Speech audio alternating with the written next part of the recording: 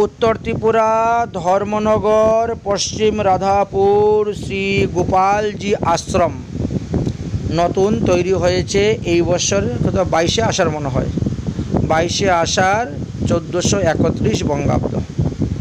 আমরা সেই আশ্রম দর্শন করতে আসলাম। মধ্যখানে রাধাকৃষ্ণ আর এইদিকে দেখতে পাচ্ছেন গৌরাঙ্গ মহাপ্রভু নিত্যানন্দ প্রভু, তার সঙ্গে বলরাম আছেন। এদিকে জগন্নাথ বলরাম সুভদ্রা দেখা যাচ্ছে। এখানে আমরা আজকে পাঠ কীর্তন করব, ভগবান লীলা আস্বাদন করব। হরে হরে হরে কৃষ্ণ কৃষ্ণ কৃষ্ণ হরে হরে হরে রাম রাম রাম হরে হরে হরে কৃষ্ণ কৃষ্ণ কৃষ্ণ হরে হরে হরে রাম রাম রাম হরে হরে। जय प्रसादात् भगवत प्रसादो जय प्रसादान्न गति कतुयोऽपि ध्येयं शुभं तस्य यश श्रीशान्दं वन्दे गुरु श्रीचरणरविन्दम् आजानुलम्बित भुज कनकावदातो संकीर्तनैकपितरो कमलायताक्षो विश्वम्भर द्विजभर जुगधर्म पालो वन्दे जगत्प्रियकरो करुणाय अवतारो नमो त्रिकालसत्ताय जगन्नाथ सुताय च सवितराय सपुत्राय सकलत्राय ते नमः। कस्तूरितिलकं ललाटपटले वक्षस्थलेन कौस्तुभं नासागरे वरमुकुटिकं करतले वेणुकरकङ्कणं सर्वाङ्गे हरिचन्दनं सुललितं कण्ठे च मुक्ताबले गोपश्री परिवेष्टिता विजयते गोपाल चूड़ामणि तप्त कंचन गौरांगी राधे वृंदावनेश्वरी विश्वभानुसुते देवी तंगे नमामि हरिप्रिये नारायणं नमस्कृतं नरं चैव नरोत्तमं देवीं सरस्वती व्यासेन ततो जयमुदीरये। द्वादश गोपाल किशोर मूर्ति श्याम वर्ण दिगंबरम व्यासनंदन सुखमुनि चरणे कोटि कोटि करत प्रणाम। तुलसी काननम जत्र जत्र पद्म वनानि च पुराणम पाठनम जत्र तत्र सन्निहितो हरि हरि भक्ति पराजितो हरिनाम परायणा दुर्वृत्तो वा सुवृत्तो वा तेषां नित्यं नमो नमः। पञ्चकल्प तरुभश्च कृपा सिन्धुभ्यो एव च पतितानां पावनेभ्यो वैष्णवेभ्यो नमो नमः।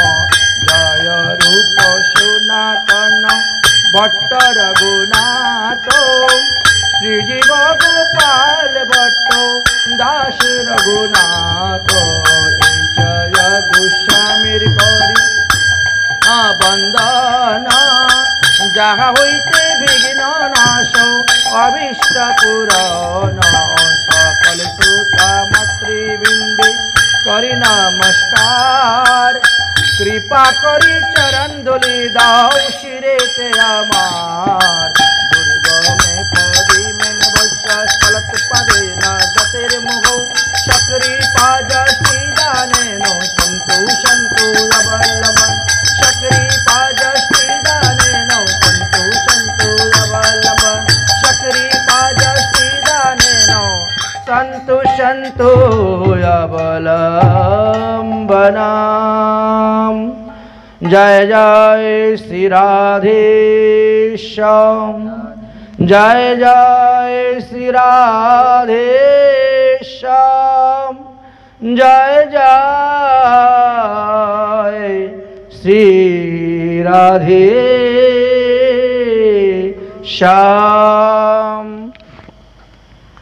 सर्व वेदांत सारहि श्रीमद्भागवतमृष्यते तद्रसामृतं पिबैश्च नायन्नत्र शातिरति कश्चित् सर्व वेदांत सारहि श्रीमद्भागवतमृष्यते तद्रसामृतमिति पिबैश्च न अन्यत्र शातिरति कश्चित्। श्रीमद्भागवत महापुराण हलो सर्ववेदांत सार। এই শ্রীমদ্ভাগবত মহাপুরাণে প্রতিটি স্কন্ধের মধ্যে আমাদেরকে দিয়ে গেলেন যে সাধুগুরু বৈষ্ণব হচ্ছেন আদরের বস্তু। সেই আদরের বস্তুকে যারা অনাদর করেছে তাদেরই পতন হয়েছে। এমনকি বৈকুণ্ঠের জয় বিজয়কে পর্যন্ত পতন হতে হয়েছে। নলকুবর মণিগ্রীবকে পতন হতে হয়েছে। তাহলে বৈকুণ্ঠের লোকের যদি সাধু নিন্দা, বৈষ্ণব নিন্দা, গুরু নিন্দার দ্বারা পতন হতে পারে, তাহলে আমরা তো পৃথিবীর মানুষ। তারা দোষ করেছিল, ভুল করেছিল, তাই স্বর্গ থেকে বৈকুণ্ঠ হইতে, গোলক হইতে পৃথিবীতে এসে জন্মগ্রহণ করেছেন। আর আমরা যদি সেই ভুল করি তাহলে কোথায় যাব? অতল, বিতল, সুতল, তলাতল, রসাতল, মহাতল, পাতাল। কারণ ঊর্ধ্বগামী তো হয় না কখনো। সাধুগুরু বৈষ্ণবের নিন্দার দ্বারা তো ঊর্ধ্বগামী হয় না, নিম্নগামী হয়। তাহলে নিম্নগামী আমাদের হতে হবে। শাস্ত্রে বলছেন সাধু সঙ্গে, কৃষ্ণ ভক্তির মূল হয় সাধু সঙ্গ। কৃষ্ণ ভক্তি লাভ করতে গেলে আমাদেরকে সৎসঙ্গ করতে হবে, সাধুসঙ্গ করতে হবে। आदि पुराणे भगवान श्रीकृष्ण अर्जुन के बोलें, युधिष्ठिर महाराज के बोलें, वैष्णव भज कुंतय मा भज अन्य देवता। प्रतिटी ग्रंथेर मध्य प्रतिटी स्थानेते आमादेर महाजनगण वैष्णव महिमार कथा आलोचना करे गिয়েছেন। कारण महतेर कृपा छाड़ा कोनो कार्य सिद्ध नय। कृष्ण भक्ति दूरेर कथा, संसार बंधन ना हय क्षय। महतेर कृपा लाभ करते गेले कि करते हबे? महतेर सेवा करते हबे। महत सेवार कथा आलोचना करे गिয়েছেন। सेवा कत प्रकार एवं की सेवा हलो दुई प्रकार। एकटी हलो परिचर्या रूपी सेवा, आरेकटी हलो प्रासंग रूपी सेवा। श्री चैतन्य चरितामृत ग्रंथेते कृष्णदास कविराज गोस्वामी पाद माधवेन्द्र पुरीर सेवा जे ईश्वरपुरी करेছিলেন সেইখানে সেই কথা বর্ণন করে গিয়েছেন। ईश्वरपुरी करें श्रीपाद सेवन, सहस्ते करें मलमूत्रादि मार्जन। ताहले एकटी हलो परिचर्या रूपी सेवा, आरेकटी हलो प्रासंग रूपी सेवा। এই দুই ভাবে আমরা সাধুগুরু বৈষ্ণবের সেবা করে তাদের কাছ থেকে কৃপা লাভ করতে পারি। শুদ্ধ বৈষ্ণবের বড় বিষম ব্যবহার, না বুঝিয়া নিন্দিয়া মরে সকল সংসার। সংসারের লোক বৈষ্ণব মহিমা জানেন না। তারা সেই সমস্ত গ্রন্থ অধ্যয়ন করেন নাই, অনুশীলন করেন নাই, পড়েন নাই। देखें भृगु ऋषि कत बड़ वैष्णव।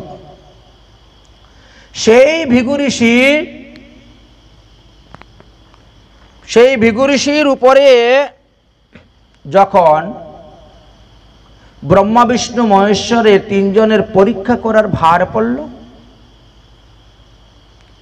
भृगु ऋषि ब्रह्मलोके गिয়েছিলেন। ब्रह्मा के दर्शन करा सत्त्वेও दंडवत प्रणाम करलेन ना। কৈলাসে গেলেন, মহাদেবের সঙ্গে সেখানে আলিঙ্গন করতে গেলেন না। বৈকুণ্ঠে গেলেন, ভগবানকে তো প্রণাম করলেন নাই, উপরন্তু আর কি করলেন, ভগবানের বক্ষে লাথি মেরে দিলেন। এই জন্য বলছেন যে শুদ্ধ বৈষ্ণবের অতি বিষম ব্যবহার, না বুঝিয়া নিন্দিয়া মরে সকল সংসার। বৈষ্ণবের ক্রিয়ামুদ্রা বুঝা বড় ভার, বুঝা যায় না। কারণ তারা যে কখন কি করেন আর কখন কি বলেন সেটাই বুঝা আমাদের উপরে ভার হয়ে পড়ে। শাস্ত্রে আমাদেরকে সাবধান করেছেন, 6 প্রকার বৈষ্ণব অপরাধ থেকে সর্বদা দূরে থাকবেন। 10 প্রকারের নাম অপরাধ থেকে এড়িয়ে চলবেন, দূরে থাকবেন। 10 প্রকার ধাম অপরাধ থেকে দূরে থাকবেন। আর 32 প্রকার সেবা অপরাধ থেকে হুঁশিয়ার থাকবেন। না হলে ভজনে অগ্রসর হতে পারবেন না। ভজনে অগ্রসর হতে গেলে যেমন আমাদের মহৎ কৃপার প্রয়োজন, ঠিক তেমনি ভাবে ভগবানের কৃপারও প্রয়োজন। নিত্য সিদ্ধ কৃষ্ণ ভক্তি এটি অতি তাড়াতাড়ি লাভ করা যায় না।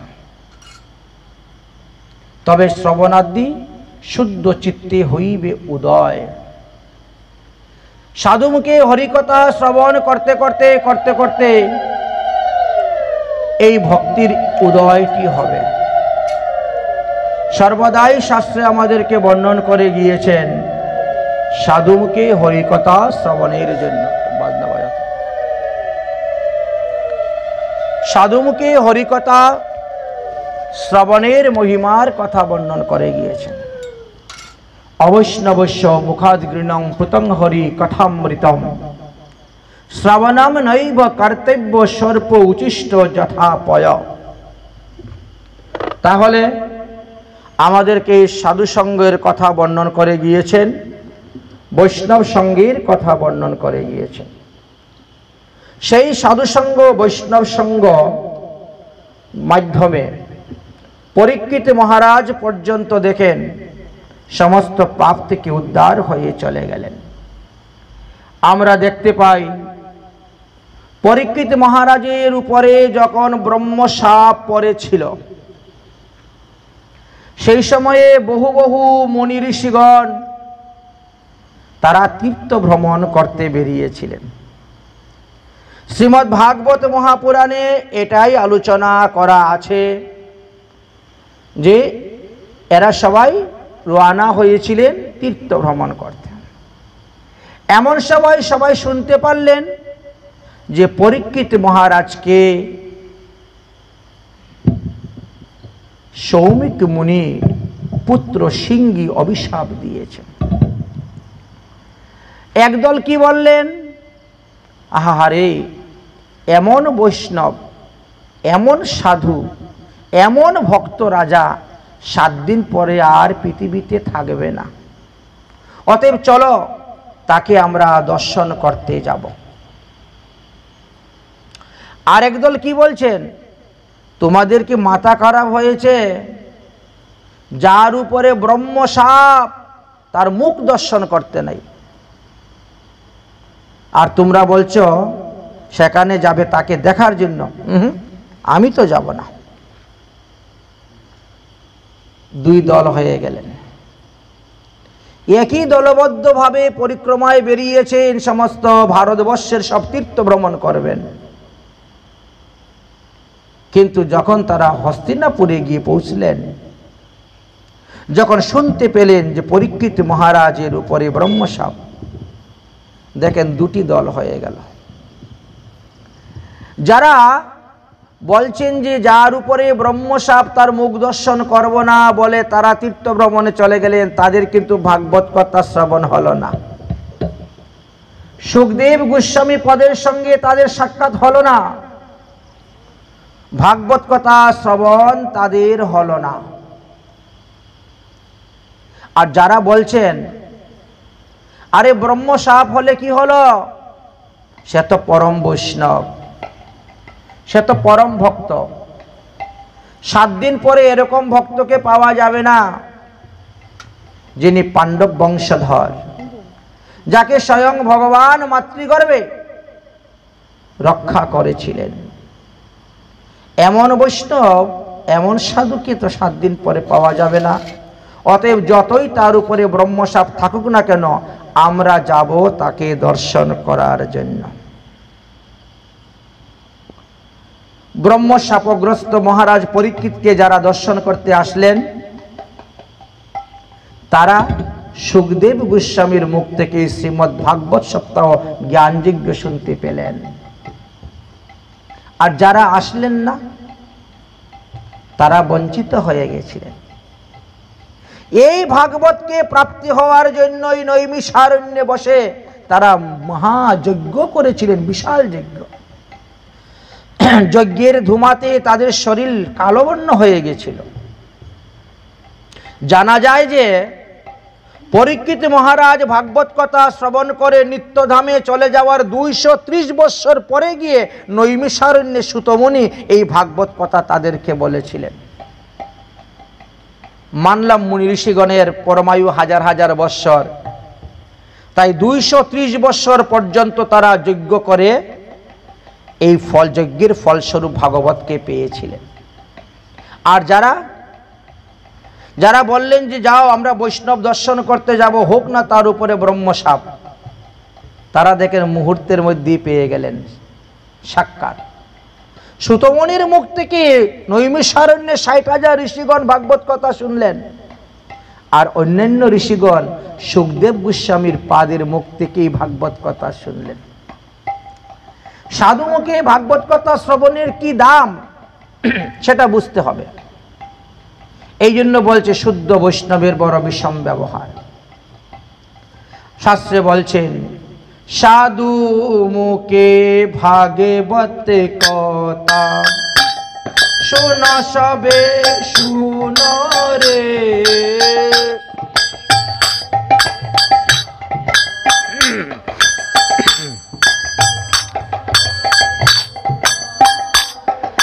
সাধু মুখে ভাগবত কথা শোন সবে শোন রে, সাধু মুখে ভাগবত কথা শোন সবে শোন রে, পাপ তাপ দূরে যাবে প্রেম ভক্তি পাবে রে, পাপ তাপ দূরে যাবে প্রেম ভক্তি পাবে রে, সাধু মুখে ভাগবত কথা শোন সবে শোন রে, সাধু মুখে ভাগবত কথা শোন সবে শোন রে,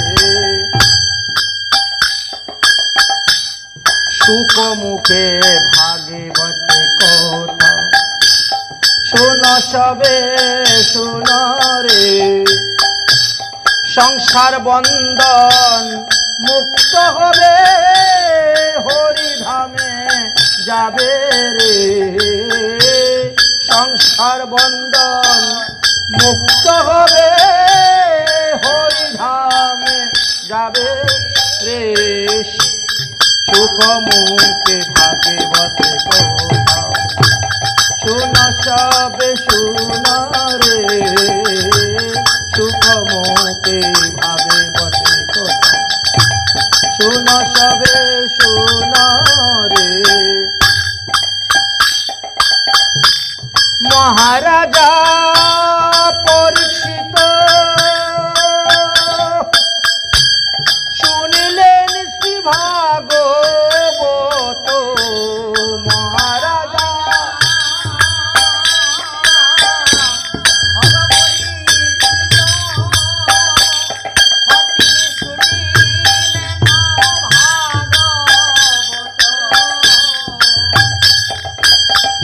মহারাজা পরীক্ষিত শুনিলেন শ্রী ভাগবত মহারাজা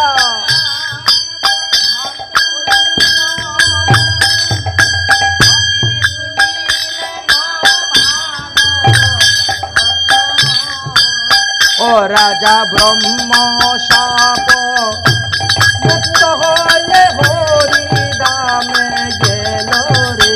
রাজা ব্রহ্ম শাপ মুক্ত হয়ে হরি ধামে গেল রে। সুখ মুখে ভাগবত কথা শুন সবে শুন রে। সুখ মুখে ভাগবত কথা শুন সবে শুন রে। তাই শ্রীমদ্ ভাগবত মহাপুরাণ এমন একটি গ্রন্থ, যে গ্রন্থ মানুষকে জীবিত অবস্থাতে মুক্তি প্রদান করে থাকেন। শ্রীমদ্ ভাগবত হল পঞ্চম বেদ, শ্রীমদ্ ভাগবত হল রসসিন্ধু। এই শ্রীমদ্ ভাগবতেই ভাগবত ধর্মের কথা বর্ণন করে গিয়েছেন। তমাদিদেবং করুণা নিধানম তমাল বর্ণম সহিতাবতারম অপার সংসার সমুদ্র সেতুম ভজাম্যহম শ্রী ভাগবত স্বরূপম। শৌনকাদি মুনিগণ সুতমুনিকে প্রশ্ন করেছিলেন, ভগবান শ্রীকৃষ্ণ ধর্মকে স্থাপন করার জন্য পৃথিবীতে এসেছিলেন, কিন্তু তিনি লীলাসর মরণ করে যখন নিত্যধামে চলে গেলেন তখন ধর্ম কাহার শরণাপন্ন হয়েছিলেন? সুতমুনি বললেন, ধর্ম শ্রীমদ্ ভাগবত মহাপুরাণ রূপী সমুদ্রেতে প্রবেশ করেছেন। ভগবান দ্বারকাধীশ তিনিও শ্রীমদ্ ভাগবত মহাপুরাণের মধ্যে প্রবেশ করেছেন। ভাগবতের প্রথম স্কন্ধ, দ্বিতীয় স্কন্ধ ভগবানের দুটি চরণ, তৃতীয় স্কন্ধ, চতুর্থ স্কন্ধ দুটি উরু, পঞ্চম স্কন্ধ হল নাভি, ষষ্ঠ স্কন্ধ হল হৃদয়, সপ্তম স্কন্ধ অষ্টম স্কন্ধ হল দুই বাহু, নবম স্কন্ধ হল কণ্ঠদেশ, দশম স্কন্ধ মুখমণ্ডল, একাদশ স্কন্ধ ললাট আর দ্বাদশ স্কন্ধ হল মস্তক। শ্রীমদ্ ভাগবত মহাপুরাণে 5,75,000 অক্ষর আছে,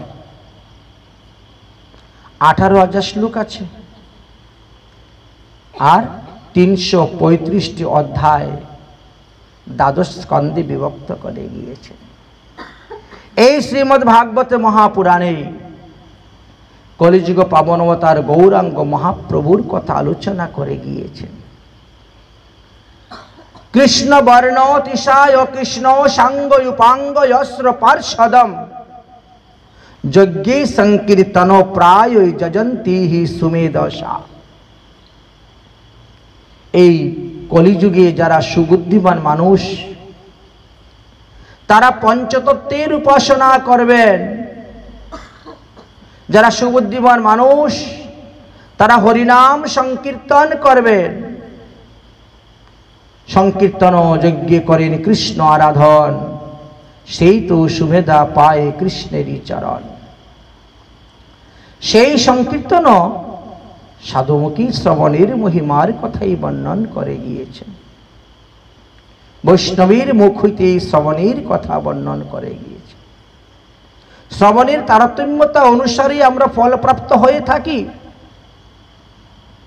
গোকর্ণ যখন ভাগবত পাঠ করেছিলেন, ধুন্ধকারীর জন্য বিমান আসলো, অন্য কারোর জন্য তো বিমান আসে নাই। যখন তিনি জিজ্ঞাসা করলেন বিষ্ণুদূতকে, হে বিষ্ণুদূত, এতগুলা লোক ভাগবত পাঠ শ্রবণ করলেন, আর কারোর জন্য কেন বিমান আসলো না? একটা মাত্র বিমান কেমন আসলো? বলে শ্রবণের তারতম্যতা। যে যেভাবে শ্রবণ করেন তিনি তেমনি ফল লাভ করেন। ভাবগ্রাহী জনার্দন ভগবান ভক্তের ভাবকে দর্শন করে তাকে ফল প্রদান করে দেন। এই যে হরিনাম কৃষ্ণ নাম আমরা কীর্তন করি বা শ্রবণ করি, তার ফল প্রত্যেকে আলাদা আলাদা পায়। কেন? বলে কৃষ্ণ নাম করে সদা অপরাধেরও বিচার। অপরাধীর অপরাধ কি বিচার করে তাকে ফল প্রদান করিয়া থাকেন, সর্বদাই বিচার করে থাকেন। সুতরাং ভগবানেরটা বিচার আমরা করতে গেলে হবে না। জীবের মঙ্গলের জন্য, জীবের কল্যাণের জন্যই আমাদের মুনি ঋষিগণ, মহাত্মাগণ, মহাজনগণ শাস্ত্রের যে বিধি বিধানের কথা বর্ণন করে গেছেন সেইগুলা বিশেষভাবে লিপিবদ্ধ করে আমাদেরকে দেখিয়ে গেলেন, আমাদেরকে শিখিয়ে গেলেন, আমাদেরকে জানিয়ে গেলেন। আপনি আচরি ধর্ম জীবের শিখায়, আপনি না আচরিলে শিখানো না যায়। তাই মহাপ্রভু নিজে আচরণ করে আমাদেরকে দেখিয়ে গেলেন, আমাদেরকে শিখিয়ে গেলেন। মহাপ্রভু আসার আগে অনেক অনেক মহাজনগণ এসেছিলেন, ধর্মের অনেক মত, অনেক পথ দেখিয়ে গিয়েছেন, অনেক অনেক সম্প্রদায় উৎপত্তি নিষ্পত্তি সবই দেখা গেছে, কিন্তু কেউ চিত্তশুদ্ধির কথা বলে যান নাই। একমাত্র মহাপ্রভুই আমাদেরকে চিত্তশুদ্ধির কথা বলে গিয়েছেন।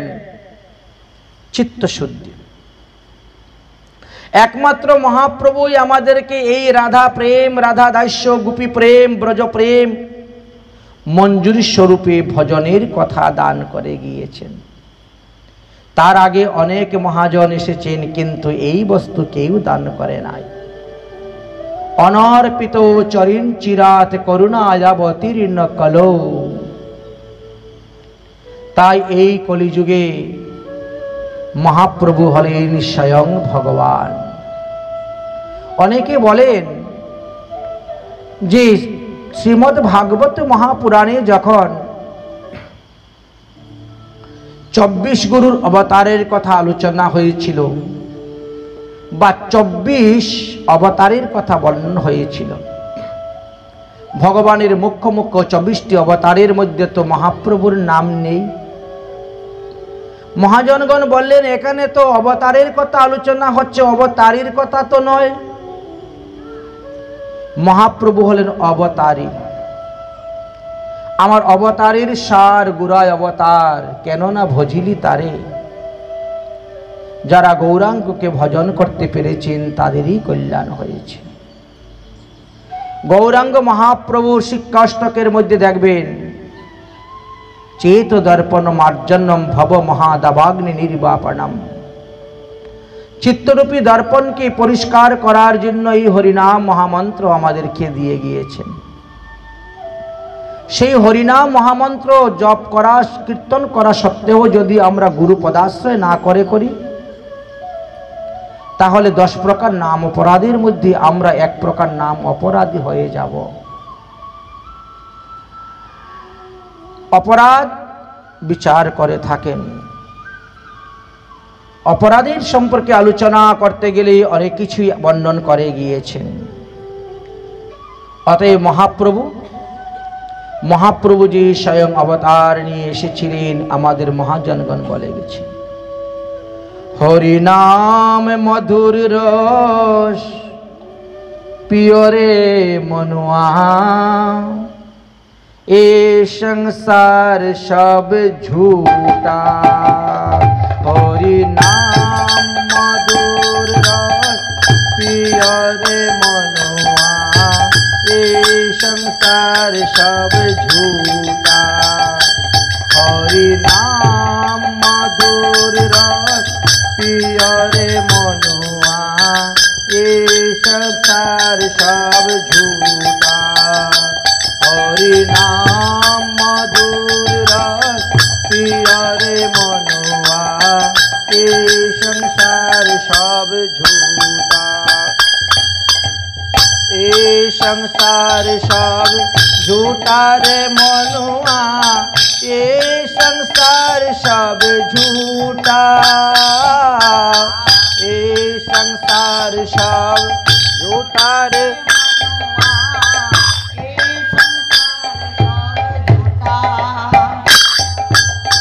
এ সংসার সব ঝूठा রে মনুয়া, এ সংসার সব ঝूठा।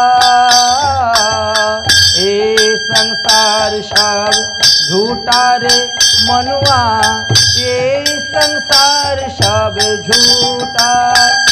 हरि नाम मधुर रस पिय रे मनुआ, ये संसार सब झूठा। हरि नाम मधुर रस पिय रे मनुआ, ये संसार सब झूठा। गौर रूप में कृष्ण जी आयो, निताई रूप में बलराम। गौर रूप में कृष्ण जी आयो, निताई रूप में बलराम। गौर रूप में कृष्ण जी आयो, निताई रूप में बलराम। गौर कृष्ण जी आयो, निताई रूप में बलराम। अद्वैत रूप में शिव जी आयो, अद्वैत अद्वैत रूप में महाविष्णु आयो, अद्वैत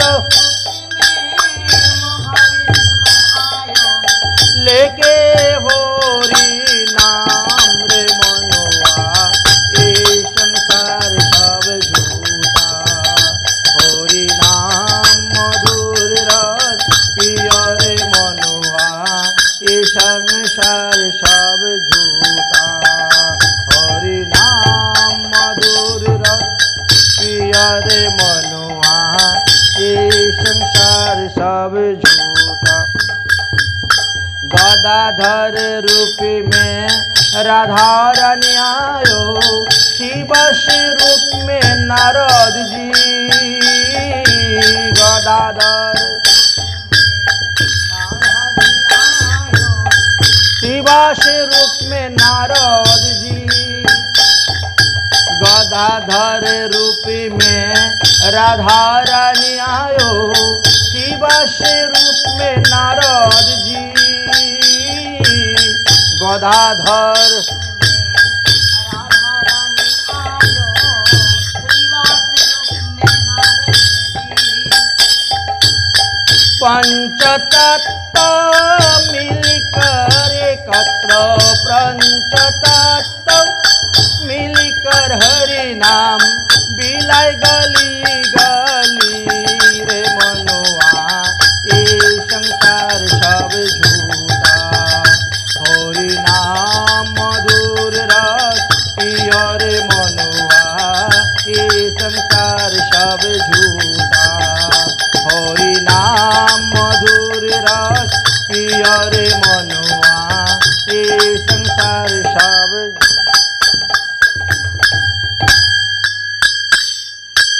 राम नाम से धनुष बनायो, कृष्ण नाम से बंशी। राम नाम से धनुष बनायो, कृष्ण नाम से बंशी। राधारे नाम से अर्शी बनायो, राधारे नाम से अर्शी बनायो।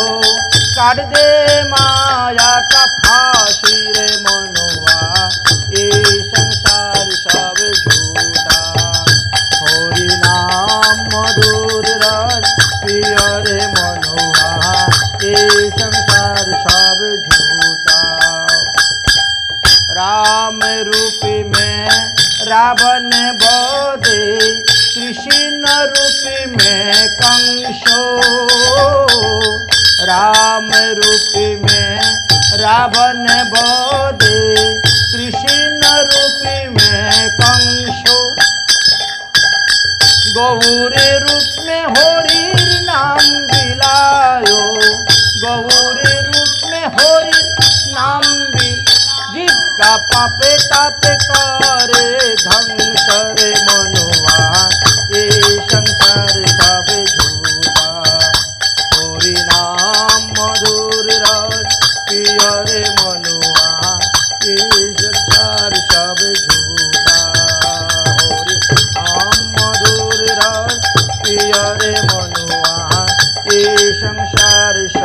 झूठा। তাই মহাপ্রভুর প্রবর্তিত হরিনাম সংকীর্তন কি নাম সংকীর্তন জৈস সর্ব পাপ প্রণাশনম প্রণামো দুঃখ শমনস্তং তং নমামি হরিপরম। এই নাম সংকীর্তন করলে কি হয়? আমাদের সমস্ত পাপের নাশ হয়।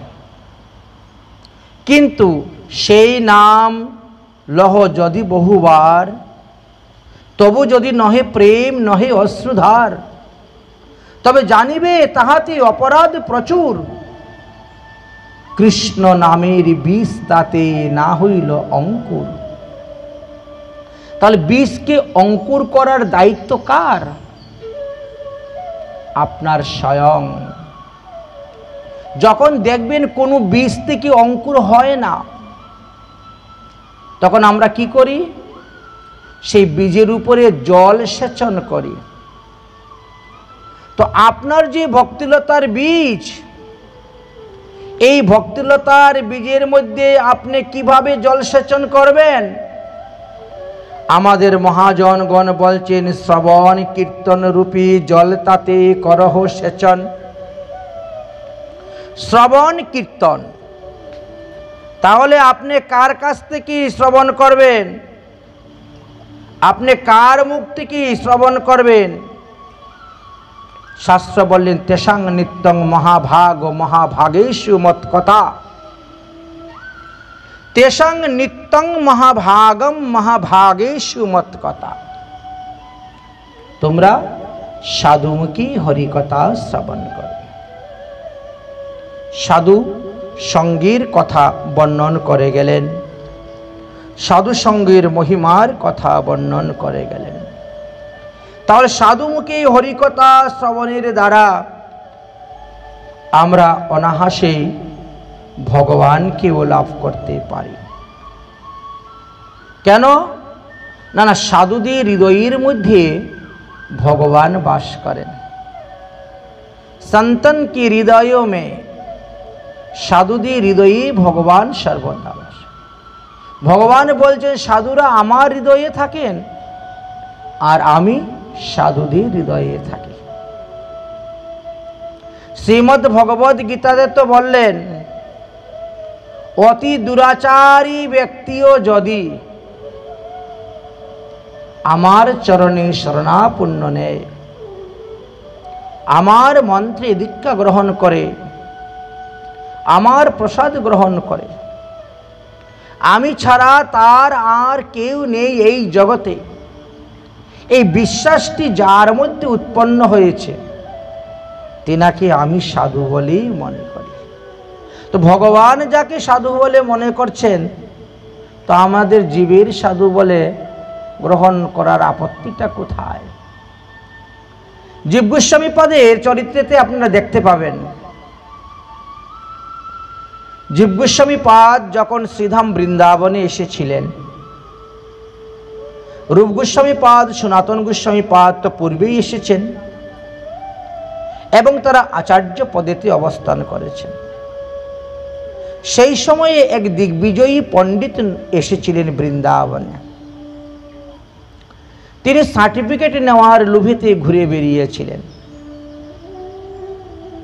রূপ গোস্বামী বিনা বিচারে তার সঙ্গে তর্কযুদ্ধ না করে তাকে বিজয় সার্টিফিকেটটা দিয়ে দিয়েছিলেন। এতে জীব গোস্বামীর মনের মধ্যে খটকা লাগলো। আমার গুরুদেব এত বড় একজন পণ্ডিত, জগৎ খ্যাতি সুনামধন্য, বৃন্দাবনের মধ্যে তার মতন পণ্ডিত কেউ নেই।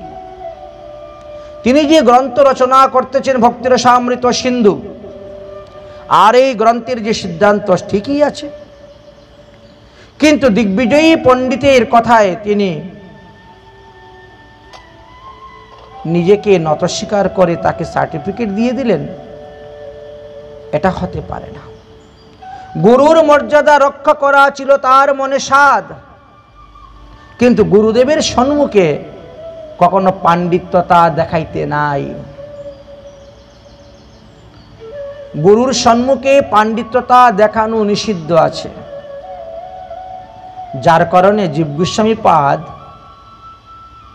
গুরুদেবকে বলছেন, গুরুদেব ঘরে তো জল নেই, জল ফুরিয়ে গেছে, আমি যাচ্ছি যমুনায় জল আনার জন্য। যমুনায় জল আনার বাহানা করে তিনি গিয়ে সেই দিগ্বিজয়ী পণ্ডিতের সঙ্গে বসে গেলেন। হে দিগ্বিজয়ী, তুমি যাকে পরাস্ত করে যার কাছ থেকে বিজয়ী সার্টিফিকেট নিয়ে এসেছো, তিনি আমার গুরুদেব, তিনি জ্ঞানের সিন্ধু, আর তার কাছ থেকে এক বিন্দু আমি পান করেছি। আমার সঙ্গে তর্কযুদ্ধে বসুন, যদি আমাকে জয় করতে পারেন তাহলে আপনি বৃন্দাবন থেকে সার্টিফিকেটটি নিয়ে যাবেন, না হলে যেতে পারবেন না।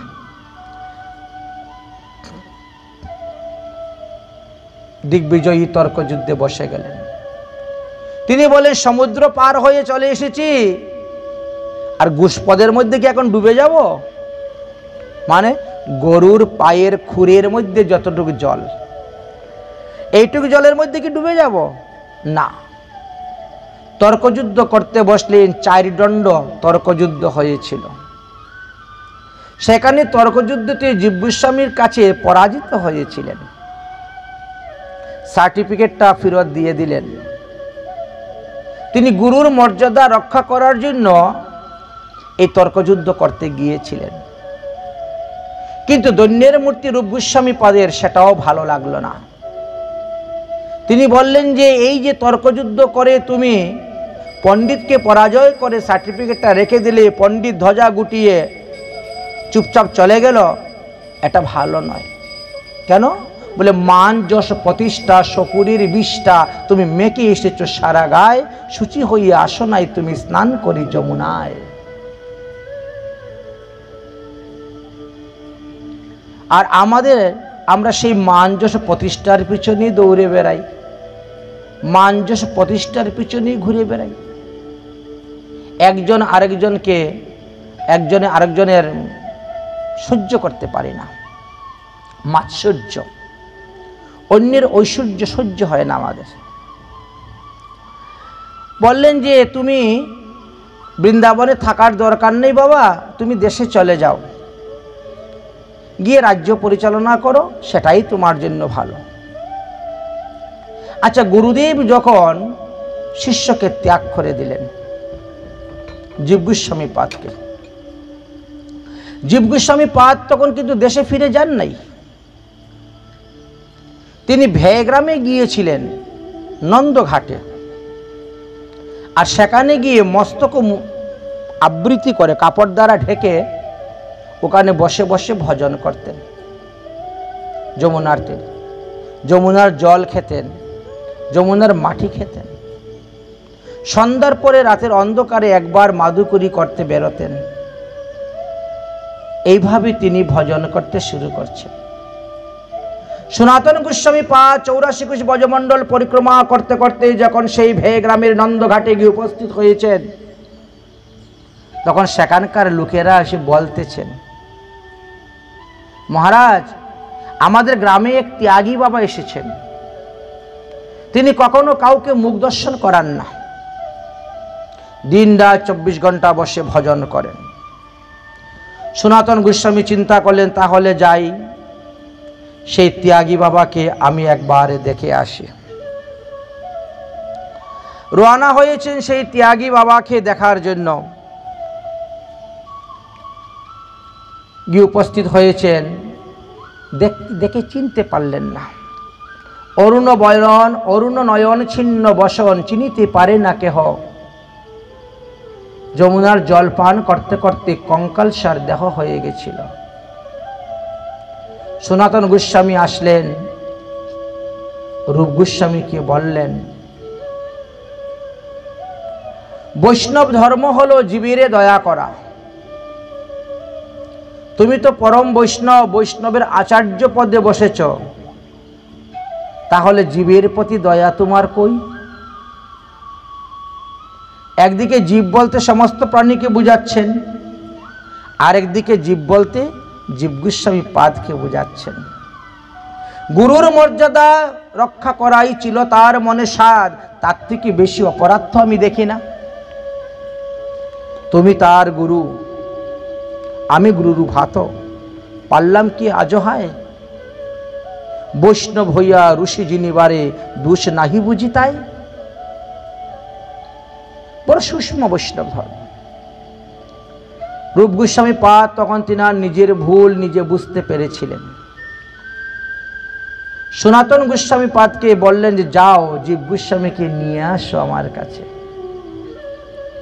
জীব গোস্বামী পাদকে নিয়ে গেলেন। রূপ গোস্বামী জীব গোস্বামীকে ধরে আলিঙ্গন করলেন। নিজের ভুলটা নিজে বুঝতে পেরেছিলেন। আমরা নিজের ভুলকে নিজে না বুঝে আমরা অন্যের ভুল ধরার জন্য ব্যস্ত থাকি, সর্বদাই অন্যের ভুল ধরতে চাই। এই জন্যই সাধুসঙ্গ সৎসঙ্গের মাধ্যমে আমরা আমাদের ভুলগুলা বুঝতে পারি। একটা অন্ধকার গৃহের মধ্যে যদি একটি প্রদীপ আপনি জ্বালান, তাহলে সেই প্রদীপটা সমস্ত ঘর আলোকিত করে, কিন্তু প্রদীপের নিচটা অন্ধকার থেকে যায়। আরেকটা প্রদীপ যখন জ্বালিয়ে দিবেন, তখন ওই প্রদীপের আলোতে সেই প্রদীপের তলার অন্ধকার দূর হয়ে যাবে, আর এই প্রদীপের আলোতে ওই প্রদীপের তলার অন্ধকার দূর হয়ে যাবে। এই জন্যই তো আমাদের সাধুসঙ্গ, এই জন্যই আমাদের সৎসঙ্গ। তাই শাস্ত্রে আমাদেরকে বলছেন, संतन के संग में लागे रे तेरी अच्छी बनेगी। साधु संग करुन। संतन के संग में लागे रे तेरी अच्छी बनेगी। संतन के संग में लागे रे तेरी अच्छी बनेगी। संतन के संग में लागे रे तेरी अच्छी बनेगी। अच्छी बनेगी तेरी बिगड़ी बनेगी। अच्छी बनेगी तेरी बिगड़ी बनेगी। बिगड़ी बनेगी तेरी किस्मत बनेगी। ओ तेरी हुआ बड़ा भाग रे तेरी अच्छी बनेगी। भाग रे तेरी अच्छी बनेगी। संतन के संग में लाग रे तेरी अच्छी बनेगी। संतन के संग में लाग रे तेरी अच्छी बनेगी।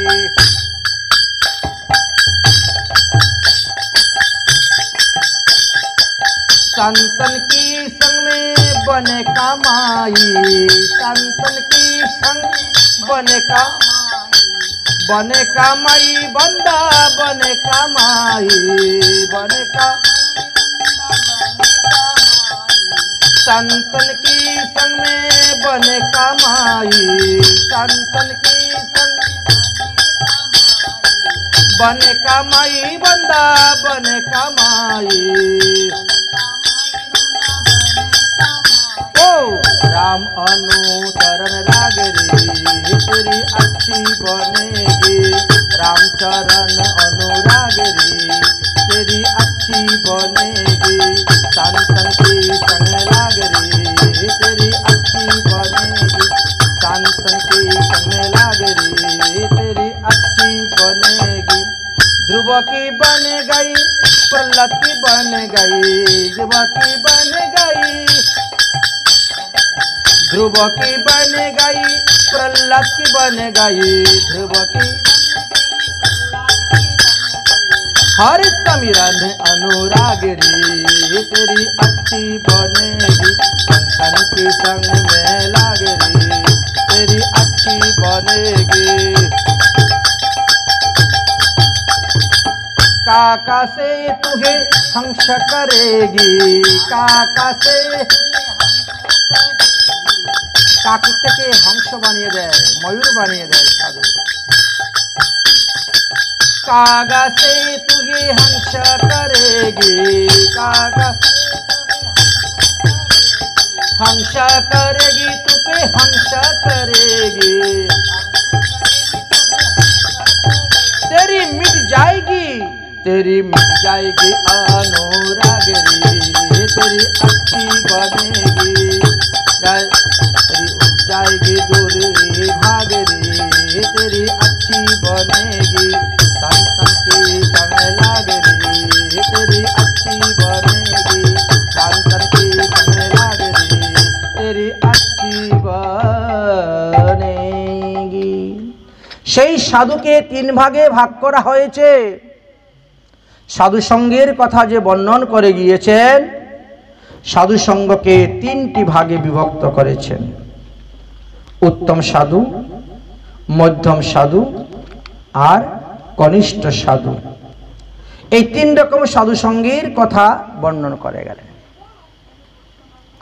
যে যেই স্তরের সাধু তারা সেই স্তরের সাধু সঙ্গী করবেন। মহাপ্রভু যখন সন্ন্যাস গ্রহণ করে নীলাচলে অবস্থান করেছিলেন, সেই সময়ে হাজার হাজার গৌরীয় বৈষ্ণবগণ মহাপ্রভুর শ্রীচরণ দর্শন করার জন্য, নীলাচলে জগন্নাথের রথযাত্রা দর্শন করার জন্য তারা সবাই গিয়েছিলেন, উপস্থিত হয়েছিল। এক বৎসর রামচন্দ্র খান নামে এক ব্যক্তি গিয়েছিলেন। রথযাত্রা দর্শন করে চাতুর্মাস্য ব্রত পালন করে যখন দেশে ফিরে আসবেন, তখন তিনি মহাপ্রভুকে জিজ্ঞেস করেছিলেন, আমি সংসারী জীব, মায়াবদ্ধ জীব, স্ত্রী পুত্র কন্যা বিষয় আশয় নিয়ে এমনভাবে অষ্টপৃষ্ঠে জর্জরিত আছি, এই সংসারী থেকে কিভাবে ভজন করে আমি সংসার বন্ধন থেকে মুক্ত হয়ে ভগবান পাদপদ্ম লাভ করতে পারব? আপনি কৃপা করে আমাকে বলুন। মহাপ্রভু তখন তিনাকে বললেন,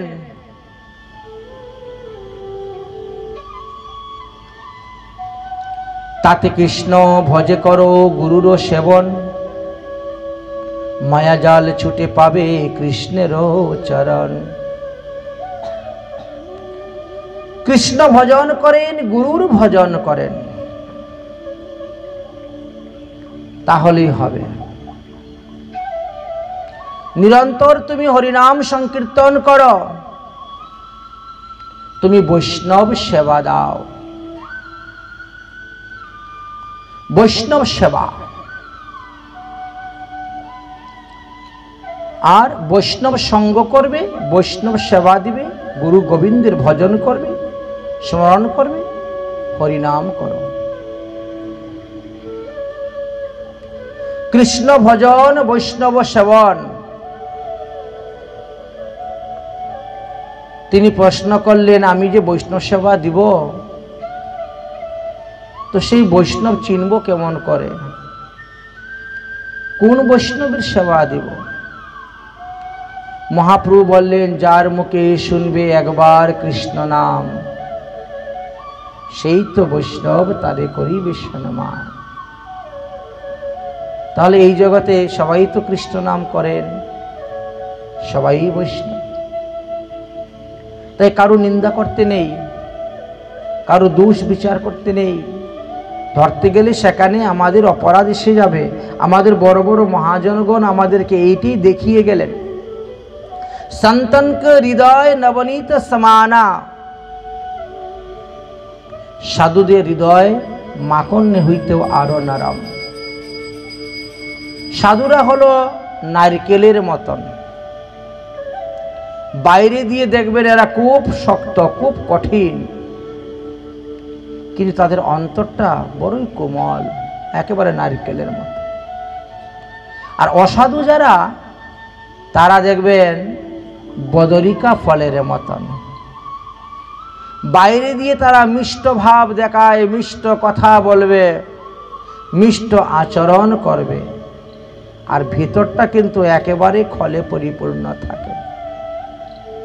যত ঝগড়াঝাটি মারামারি আমাদের নিচ শ্রেণীর লোকের মধ্যেই দেখবেন, সে বৈষ্ণব হোক আর ভক্ত হোক আর যাই হোক।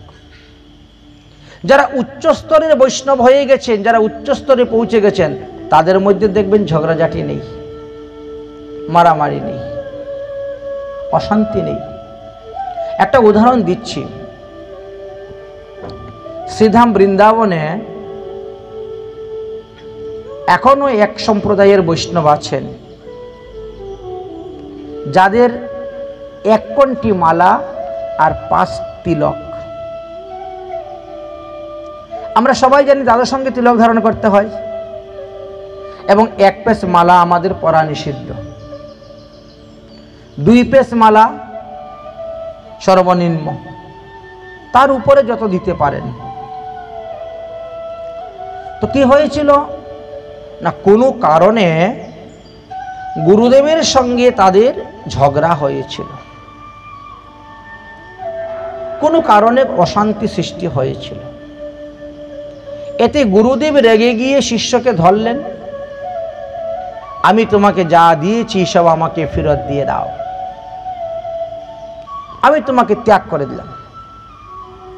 বলে শিষ্যকে ধরেছেন, টান দিয়েছেন মালা, একটা মালা রয়ে গেছে, বাকিগুলা ছিঁড়ে গিয়েছে। তিলকগুলো মুছতে গিয়েছেন, 7 জায়গার তিলক মুছে দিয়েছেন, 5 জায়গার মুছে তিলক রয়ে গেছে। এমনিভাবে গুরুদেবের হাত থেকে ছুটকে পালিয়ে গেছে। সেই থেকে এখন পর্যন্ত এইভাবেই আছেন, এইভাবেই আছেন। অথচ বৃন্দাবনবাসী বৈষ্ণব কিন্তু তাদেরকে নিয়ে উঠা বসা, চলা ফেরা, খাওয়া দাওয়া সবই করতেছেন। আমরা তো বড়দের কাছ থেকে শিখব, কিন্তু আমরা যদি বড়দের থেকে বড় হয়ে যেতে চাই জ্ঞানে, তাহলে হবে না। শাস্ত্রে বলছে, বৃন্দাবনের যেই মত তাতে হও অনুরোধ, পূর্ব পর করিয়া বিচার। কই তাদের মধ্যে তো এত হিংসা নেই যে এই ব্যক্তিকে গুরুদেব ত্যাগ করে দিয়েছে, তার গলার মালা ছিঁড়ে নিয়েছে, তার 7 জায়গার তিলক মুছে নিয়েছে, সে 1 কণ্ঠী মালা পড়তেছে, 5 অঙ্গে তিলক করতেছে, সুতরাং তার আশ্রমে যাব না, তার হাতে খাব না, তার সঙ্গ করব না। কোথায়? এরকম তো নেই। কিন্তু বিভিন্ন স্থানে যারা প্রকৃত বৈষ্ণবের স্তরে না পৌঁছে খালি বৈষ্ণব সেজেছে, তারা এর থেকে বেশি চূড়ান্ত সিদ্ধান্তে পৌঁছে যান। চূড়ান্ত সিদ্ধান্তে যখনই পৌঁছে যাবেন, মহাজনের মতপথ থেকে আলাদা হয়ে যাবেন, তখনই সেখানে পতনের কারণ আসে।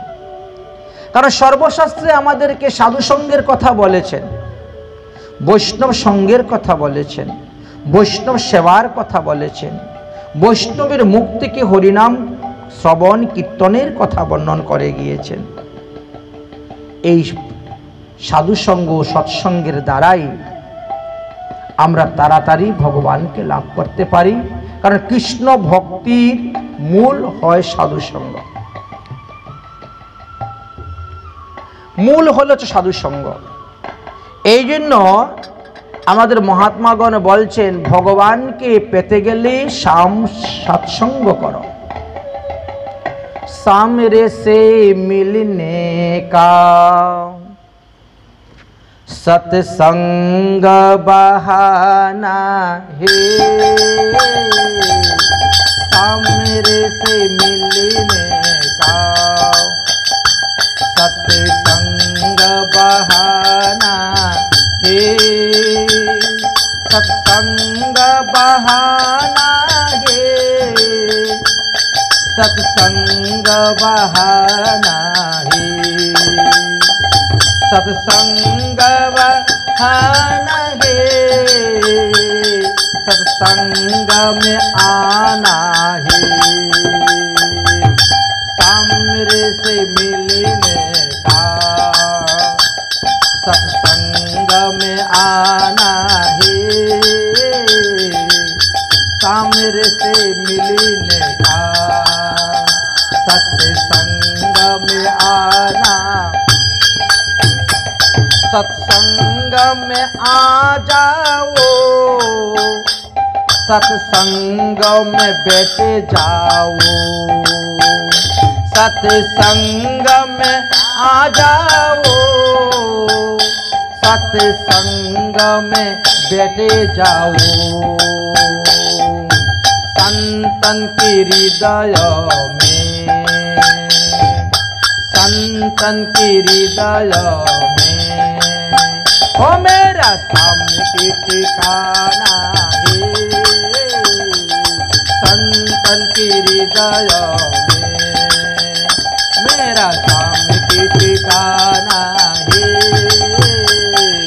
सामने से मिलने का, सत्संग बहाना है, सामने से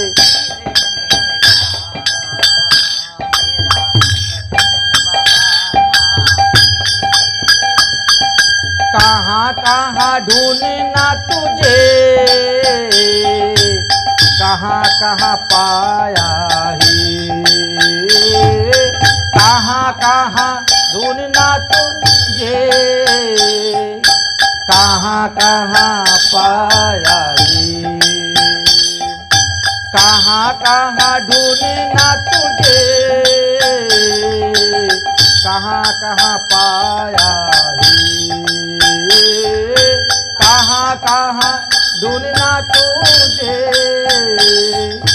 कहाँ कहाँ पाया है, संतन के हृदय में,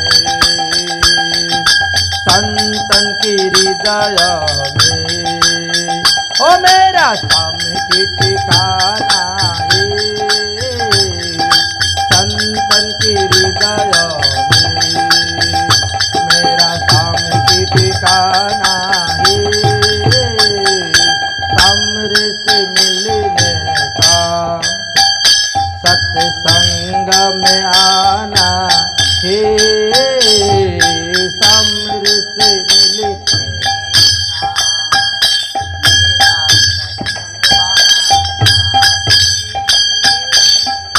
मेरा पुकार रहे, आओ मेरी बनवारी, मेरा पुकार रहे, आओ मेरी बनवारी, विष भर प्याले को, विष भर प्याले को, ओ तुम्हें अमृत बनाना है, विष भर प्याले को, तुम्हें अमृत बनाना है, सामने से मिलने का, सत्संग बहाना है, सामने से मिलने का।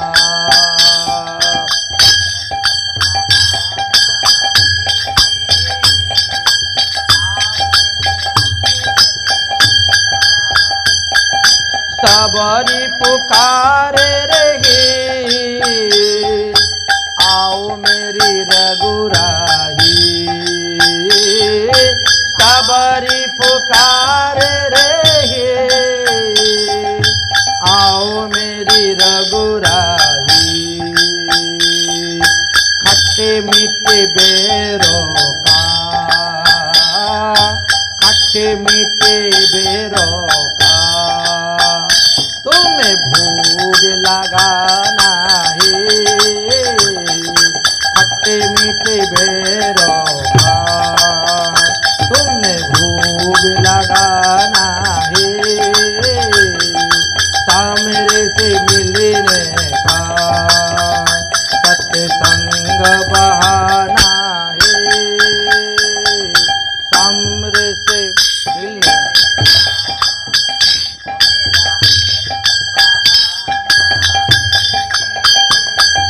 द्रौपदी पुकार रही, कृष्ण कन्हैया द्रौपदी पुकारे रे आओ मेरे कृष्ण कन्हैया चिरी को बराना चिरी को बराना ओ तो मेला दे बचाना मेरे से मिलने का सत्संग बहाना मेरे से मिलने का।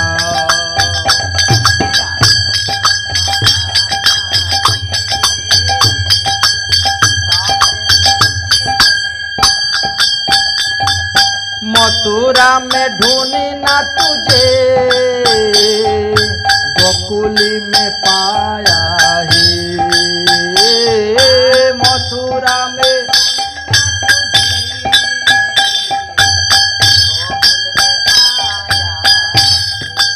ओ मथुरा में ढूंढना तुझे गोकुल में पाया ही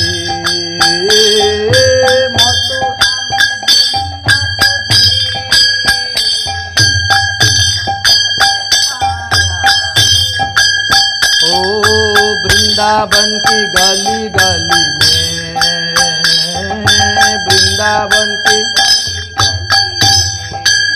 हो मेरा सामने की ठिकाना है वृंदावन की गली गली में मेरा सामने की ठिकाना है सामने से मिलने का सत्संग बहाना है सामने से मिलने का मेरा सत्संग बहाना राधा ने पाया तुझे मीरा ने पाया तुम्हें राधा ने पाया तुझे मीरा ने पाया तुम्हें मैंने तुमको पाया नहीं मैंने तुमको पाया नहीं ओ मुझे दर्शन दे दे मैंने तुझको पाया नहीं दर्शन दे मुझे सामने से मिलने का सत्संग बहाना हे सामने से मिलने का सत्संग बहाना हे साधु संगेर कथा यदि आमरा संगे करे निये जेते पारी ताहले आमादेर लाभ आमरा तो हरिबासरेर कथा हरिबासरे रेखे चले जाई जार जन्य आमादेर आत्मकल्याण हय ना आमरा भक्तिरज्जे अग्रसर होते पारी ना যদি হরিবাসরের কথা হরিবাসরেই রেখে যাই তাহলে কেমন করে আমাদের আত্মকল্যাণ হইবে আত্মকল্যাণের জন্য আমাদের মহাজনগণ যে সমস্ত তত্ত্বের কথা বর্ণন করে গিয়েছেন সেগুলো আমাদের প্রতি পদে পদেই পালন করতে হবে আমরা শুধু মুখেই বলি বৃন্দাবনবাসী যত বৈষ্ণবের গণ प्रथमे वंदना करी सवारी चरण मुखे मुखे किन्तु यदि कोनो वैष्णव बृंदावन थेके आसे आमरा देखतेও যাই না ताके दंडवत करते যাই না प्रणाम करतेও যাই না वैष्णव वंदना गाइते गिये आमरा कत किछु गाई ओहे वैष्णव ठाकुर दयार सागर ए दासे करुणा करी देह पद छाया कत किन्तु पद छाया निते गेले तो सेखाने जेते हबे আপনার গঙ্গা স্নান করার বাসনা তাহলে আপনাকে গঙ্গায় যেতে হবে না হলে গঙ্গাকে আহ্বান করে আপনার বাড়িতে আনতে হবে তবে তো গঙ্গা স্নানটা হবে আমি গঙ্গা স্নান করতেও যাব না, গঙ্গাকে আহ্বান করেও নিয়ে আসবো না, তাহলে গঙ্গা স্নানটা হবে কেমন করে? তো কিছু কিছু পদ আমাদের পদই থেকে যায়, তুতা পাখির মতন বলে যায়, কিন্তু আচার আচরণে ব্যবহার করি না। আচার আচরণে ব্যবহার করি না বলেই আমাদের মঙ্গল হয় না, কল্যাণ হয় না। যদি আচার আচরণ অনুসারে আমরা ব্যবহার করতাম তাহলে অবশ্যই আমাদের মঙ্গল হইত। হরিবাসরের কথা যদি কেউ হরিবাসর নিয়ে যেতে পারে, অর্থাৎ সে পালন করে, শ্রদ্ধা সহিত পালন করেন, তাহলে তার ভক্তি উদয় হবেই হবে। কারণ কৃষ্ণ ভক্তির মূল হয় সাধুসঙ্গ। 6 প্রকার সাধুসঙ্গের কথা আমাদেরকে বলেছেন। 6 দুষ শুধি, 6টা দোষকে শোধন করে, 6টা গুণ দেহের মধ্যে বর্ধিত করতে হয়, 6 রকম সৎসঙ্গ করতে হয়। তো যদি এইগুলোর অর্থ না বোঝা যায় তাহলে তো হবে না। যেমন পদকর্তাগণ পদ রচনা করে গিয়েছেন, তারা কিন্তু সেইগুলো আচরণও করে গিয়েছেন। আমরা তাদেরই অনুসরণ করে সেই পদ কীর্তন করি, কিন্তু আচরণের বেলায় আমরা থাকি না, করি না। যার কারণে আমাদের মধ্যে একটা কপটতা সৃষ্টি হয়ে গিয়েছে। ভগবান তো আমাদের হৃদয়ের মধ্যেই বসে আছেন। তিনি তো হৃদয়ের মধ্যে বসে দেখতেছেন কে কপটতার সহিত ভজন করতেছে আর কে প্রকৃত ভজন করতেছে, কে সাধু সেজেছে আর কে সাধু হয়েছে, কে ভগবানকে কতটুকু ভালোবাসতেছে। ভগবান তো তার হৃদয়ের মধ্যে থেকেই বসে দেখতেছেন। ভগবান বলছেন, আমি হইতে আমার ভক্তির পূজা বড়। কোনো ব্যক্তি যদি আমাকে পূজা করে আর আমার ভক্তকে দ্বেষ করে, হিংসা করে, প্রহার করে, নিন্দা করে, তাহলে আমি সেই ভক্তির পূজা গ্রহণ করি না। ভগবান সাক্ষাৎ বসে আছেন আমাদের সম্মুখে। যে ভগবানকে দেখতে এত সুন্দর, যে ভগবান এত সুন্দর বিশ্ব চরাচর রচনা করে গিয়েছেন, না জানি তার আসল রূপটা কত সুন্দর। যার বিগ্রহ দেখতে এত সুন্দর, না জানি তিনি কত সুন্দর। ভগবানকে বলা হয়েছে তারণহার। তিনি পতিত পাবন, পতিতদেরকে উদ্ধার করেন, পতিতদেরকে তারণ করেন। তাই আমরা হলাম সেই পতিত, ভগবান হলেন পতিত পাবন। কিন্তু ভগবান কাদেরকে উদ্ধার করেন? যারা শরণাগত হয়েছে ভগবানের চরণে। সরঙ্গ শরণাগতি হইবে যাহার। 6 ভাবে আমরা ভগবানের চরণে শরণাগতি নিতে পারি। ভগবানের চরণে যারা শরণাগতি নিয়েছেন তাদের মঙ্গল হয়েছে। শ্রীমদ্ ভাগবত মহাপুরাণে তার প্রমাণ দেখিয়ে গিয়েছেন। অহরহ তার প্রমাণ আছে ভাগবতে।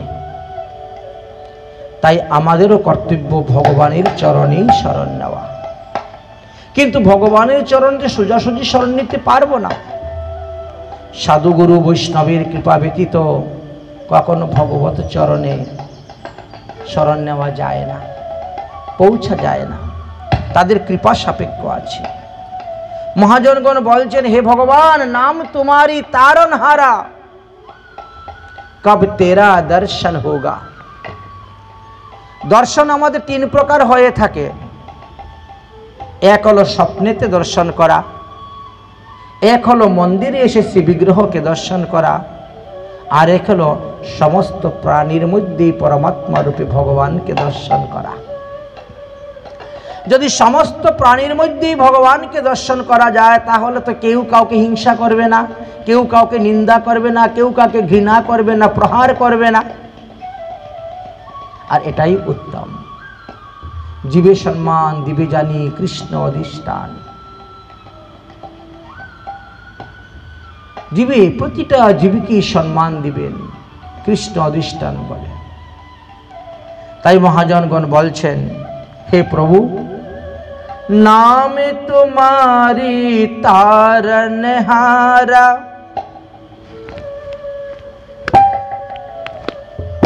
नाम तुम्हारी तारनहारा,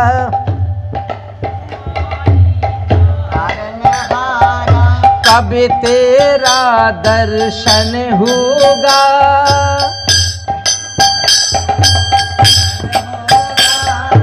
नाम तुम्हारी तारनहारा, कब तेरा दर्शन होगा, नाम तुम्हारी तारनहारा, कब तेरा दर्शन होगा। आपका प्रतिमा इतनी सुंदर, आप कितना सुंदर होगा, आप कितना सुंदर होगा, नाम तुम्हारी तारनहारा, कब तेरा दर्शन होगा। तेरी रचना इतनी सुंदर, आप कितना सुंदर होगा प्रभु, आप कितना सुंदर होगा प्रभु, आप कितना सुंदर होगा।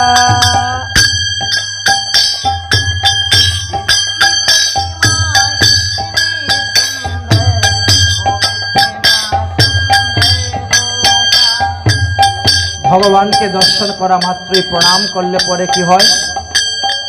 একবার মাত্র ভগবানকে প্রণাম করলে আমাদের 100 জন্মের সমস্ত পাপ তাপ ভগবান হরণ করে নিয়ে যান। তাই সাধু গুরু মুনি ঋষি দেখবেন সবাই মন্দিরে এসে ভগবানকে প্রণাম করেন। এই প্রণামটাকে যজ্ঞ বলা হয়েছে। 5 প্রকার যজ্ঞের মধ্যে এক প্রকার যজ্ঞ হলো প্রণাম।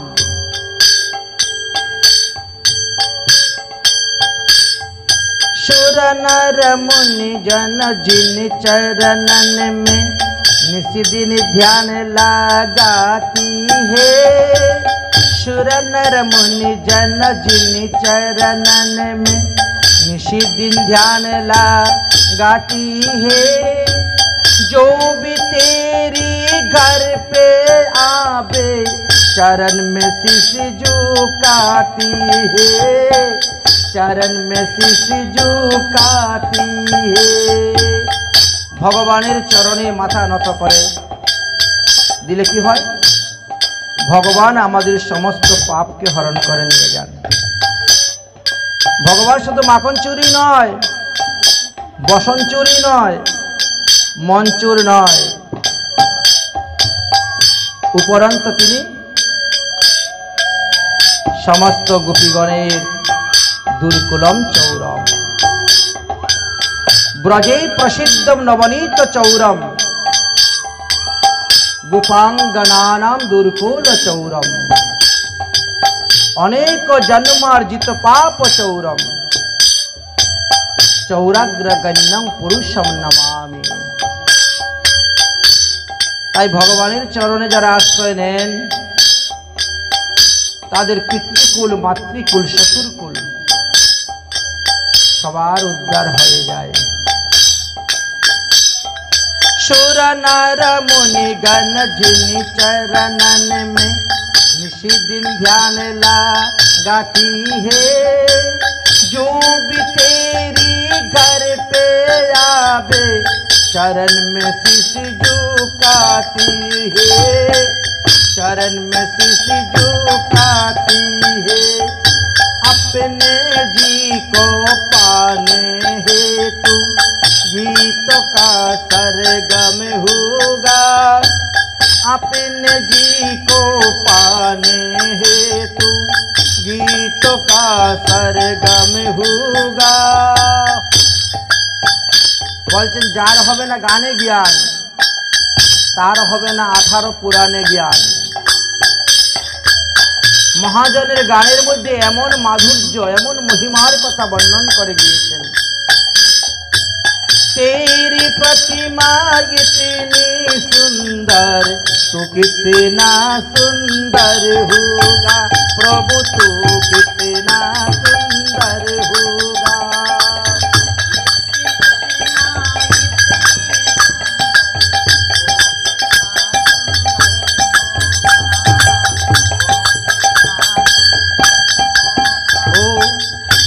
दयाल दया की सागर, जग में नाम तुम्हारा है। दीन दयाल दया की सागर, जग में नाम तुम्हारा है। तुम बिने मेरी बाल कृष्ण यहाँ कोई नहीं हमारा है, कोई नहीं हमारा है।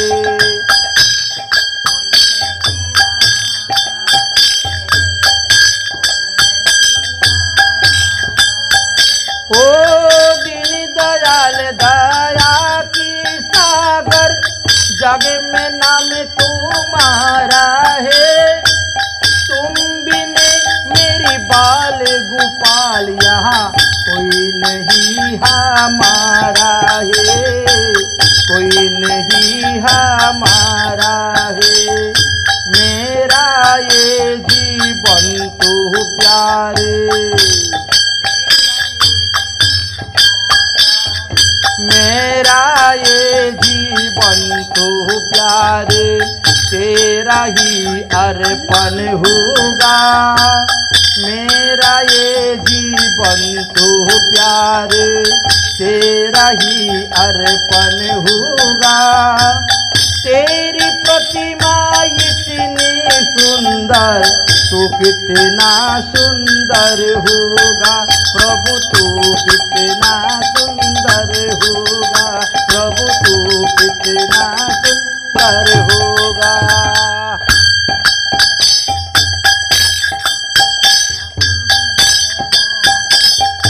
दिन दुखिया को इस दुनिया में कोई नहीं सहारा है।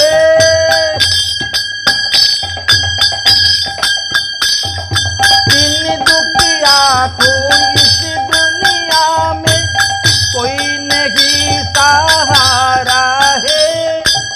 झूठी दुनिया है मेरी प्रीतम, तू ही एक हमारा है, तू ही एक हमारा है।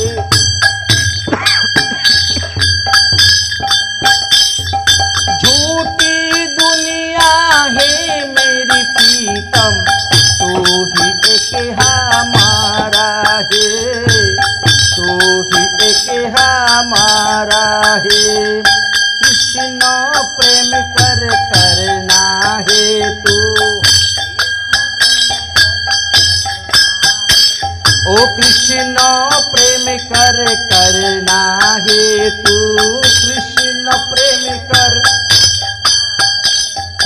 कथा श्रवण करना होगा, कथा श्रवण करना होगा। तेरी प्रतिमा इतनी सुंदर, तू कितना सुंदर होगा प्रभु, तू कितना सुंदर होगा प्रभु, तू कितना सुंदर होगा। कृष्ण प्रेम कर करना हेतु कथा श्रवण करना होगा।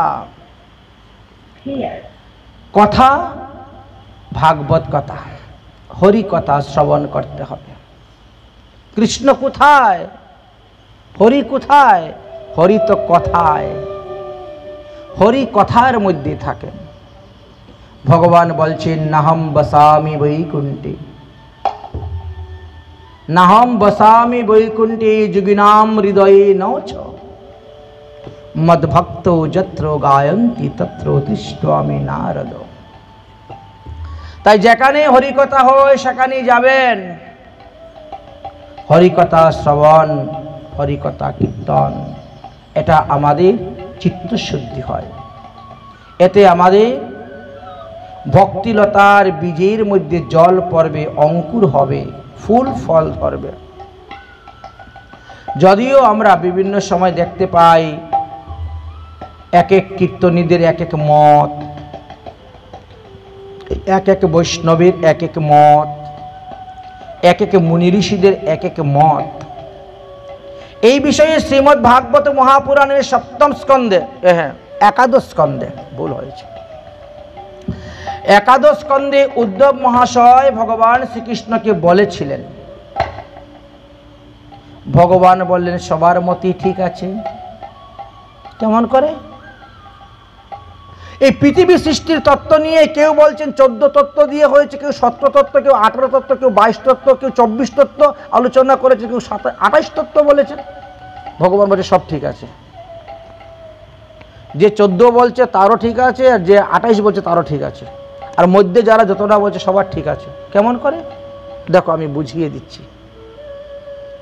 ভগবান তখন এক এক করে বুঝিয়ে দিচ্ছেন, বুঝিয়ে দিচ্ছেন।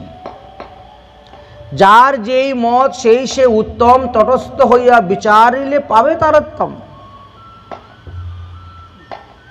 যে যতটা জেনেছে তিনি ততটাই তো বলেছেন, তার থেকেও আরো বেশি আছে জানার।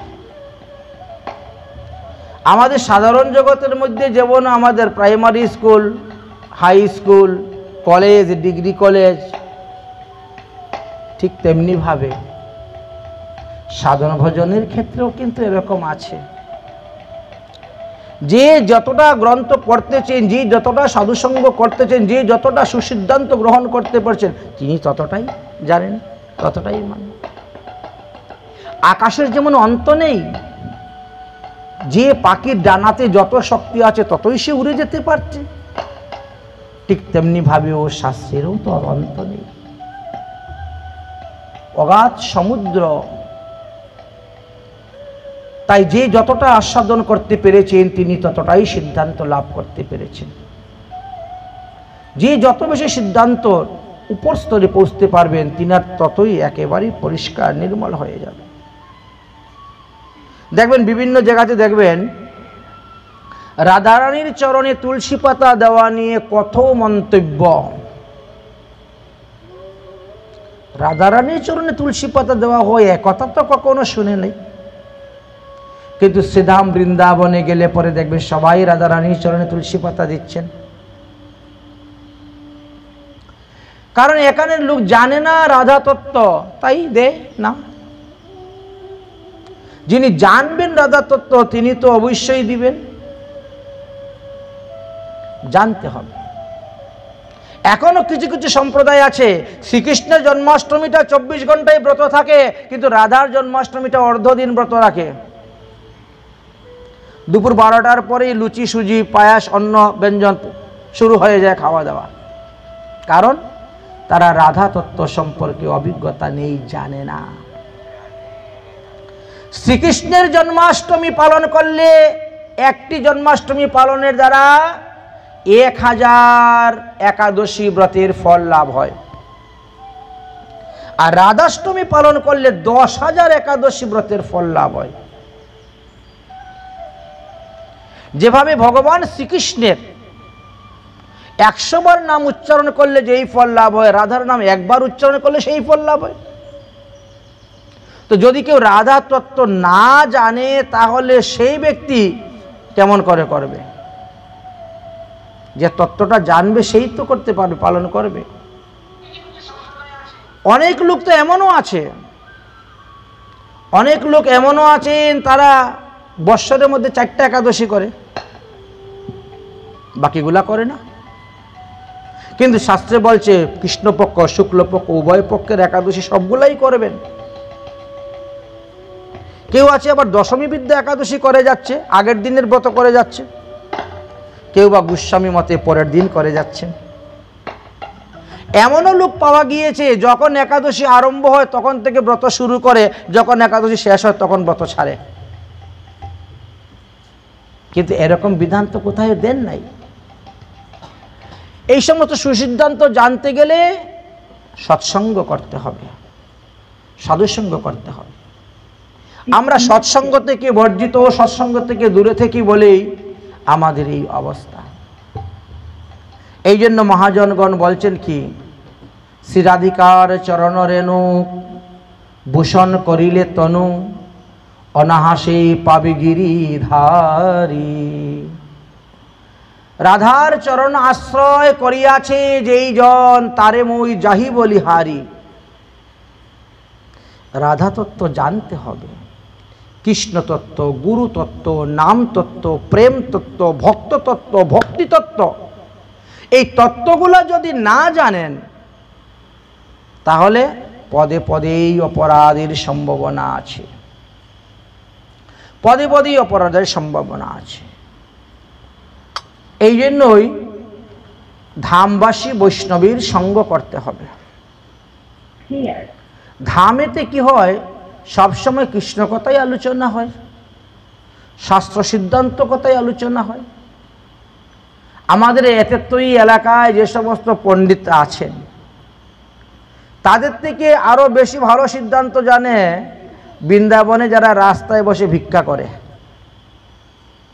কেন? শুনতে শুনতে সব সময় মাইক বাজতেছে, সব সময় পাঠ কীর্তন হচ্ছে, শুনতে শুনতে তারা এতই সিদ্ধান্ত বাগীশ হয়ে যান।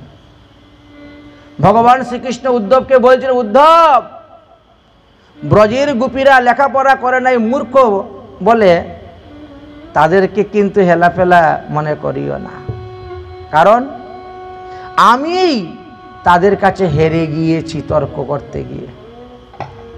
তাই তুমি যে যাবে বেদবাক্য বলতে, প্রতিটা কথার মধ্যে আমার নামের দোহাই দিয়ে বলবে, তবেই গোপীরা শুনবে, না হলে শুনবে না। ঠিক তেমনি ভাবে যখনই আমাদেরকে কাউকে কোনো সিদ্ধান্ত বলতে হয় তখন বলতে হবে অমুক গ্রন্থের এত পৃষ্ঠায় এত নম্বর শ্লোকেতে এই কথা বলে গিয়েছেন। সিদ্ধান্ত জানিতে চিত্তে না করো অলস, সিদ্ধান্ত হইতে লাগিবে তোমার সুধীর মানস। তাই সিদ্ধান্তটাকে জানতে হবে, এবং শুধু সিদ্ধান্ত নয়, সেটা সুসিদ্ধান্ত হওয়া চাই। শ্রীমদ্ ভাগবত মহাপুরাণ হলো সেই সুসিদ্ধান্ত গ্রন্থ, সর্ববেদান্ত সার। চারিবেদ দদি ভাগবত নবনীত, মতিলেন সুখদেব, খাইলেন পরীক্ষিত। এই হলো সেই শ্রীমদ্ ভাগবত। আমরা শ্রীমদ্ ভাগবতের বেশ কিছু তত্ত্বকথা আলোচনা করতে যাচ্ছিলাম, যে সাধুগুরু বৈষ্ণবরা হলেন আদরের বস্তু, আর তাদেরকে অনাদর করতে গিয়েই পতন হয়েছিল, এরকম ভুরি ভুরি প্রমাণ আছে। অতএব আদরের বস্তুকে অনাদর করতে যাবেন না। শাস্ত্রের আরো কিছু সিদ্ধান্ত দিলেন কি আমাদেরকে, আমরা যে সমস্ত পাপ করি, অপরাধ করি, যদি মৃত্যুর পূর্বে আমরা এই সমস্ত পাপের প্রায়শ্চিত্ত না করি তাহলে মৃত্যুর পর আমাদেরকে ঘোর নরক যন্ত্রণা ভোগ করতে হইবে। পাপ হইতে অপরাধ কিন্তু শত সহস্র গুণ বেশি ভয়ঙ্কর। হরিনাম করলে তো পাপের মাপ হয়ে যায়, কিন্তু হরিনামের দ্বারা অপরাধ নাশ হয় না। হরিনামও করে অপরাধের বিচার। তাই যার কাছে যার অপরাধ হয় তার কাছে গিয়ে ক্ষমা চাইতে হয়। তিনি যদি ক্ষমা করেন তবেই আপনি অপরাধ থেকে মুক্তি লাভ করতে পারেন। শ্রীধাম বৃন্দাবন এমন এক ধাম যেখানে চতুর্বিধা মুক্তি বর্তমান। সেই শ্রীধাম বৃন্দাবনে যখন সনাতন গোস্বামী পাদ, রূপ গোস্বামী পাদ অবস্থান করছিলেন, একদিন রূপ গোস্বামী পাদ লীলা স্মরণ করতেছেন। তিনি কি দেখতেছেন লীলা স্মরণ? কুসুম সরোবরের লীলা। শ্রী গোবিন্দ পুষ্প চয়ন করতে এসেছেন কুসুম সরোবরে, গোচারণ করতে এসেছেন গোবিন্দ, আর রাধারানী এসেছেন ললিতাদি সখীদেরকে নিয়ে পুষ্প চয়ন করার জন্য। নামটাই কুসুম সরোবর। একটা ফুল দেখতে প্রচন্ড সুন্দর, খুব সুন্দর, কিন্তু এত উপরে বারে বারে লাভ দেওয়া সত্ত্বেও রাধারানী সেটা ধরতে পারছেন না। গোবিন্দকে বলছেন, গোবিন্দ আমার ফুলটা পেরে দাও।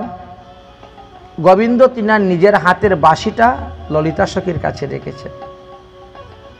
গাছের উপরে উঠেছেন পুষ্প। গোবিন্দ পা দিয়ে চাপ দিয়ে গাছের ডালটাকে নত করে দিচ্ছেন। রাধারানী ধরতে গেলে ছেড়ে দিচ্ছেন, ডালটা ওর উপরে উঠে যাচ্ছে। আর এই দৃশ্য দেখে তিনি হাসতে শুরু করেছেন। এমন সময়ে শ্রীধাম বৃন্দাবনের খঞ্জ কৃষ্ণদাস নামে এক বাবাজি, তিনার একটি পা খুঁড়া ছিল, খুঁড়িয়ে খুঁড়িয়ে হাঁটতেছেন। তিনি রূপ গোস্বামীর সামনে দিয়ে যাচ্ছেন। আরে দেখো দেখো, আমাকে দেখে তিনি হাসতেছে, আমাকে দেখে তিনি হাসতেছে। এই কথা বলে তিনি রেগে গেলেন। তিনি না গোসাই, তিনি না আচার্য, বৈষ্ণব চূড়ামণি। আমি আমার কর্মদোষে খঞ্জ হয়েছি বলে আমাকে দেখে আমি এরকম ত্রিভঙ্গ হয়ে হেঁটে যাচ্ছি অষ্টবক্র মুনির মতন, তাই বলে হাসতেছেন। রাগ করে চলে গেলেন সেখান থেকে। অজান্তে বৈষ্ণব অপরাধ হয়ে গেল। একটু পরেই কি হলো, সেই লীলা আর স্মরণ হচ্ছে না। তার পরিবর্তী সময়ে কি হলো, সেই লীলাটা আর দেখতে পাচ্ছেন না। লীলা হলো ভজনানন্দী মহাত্মাদের প্রাণ স্বরূপ।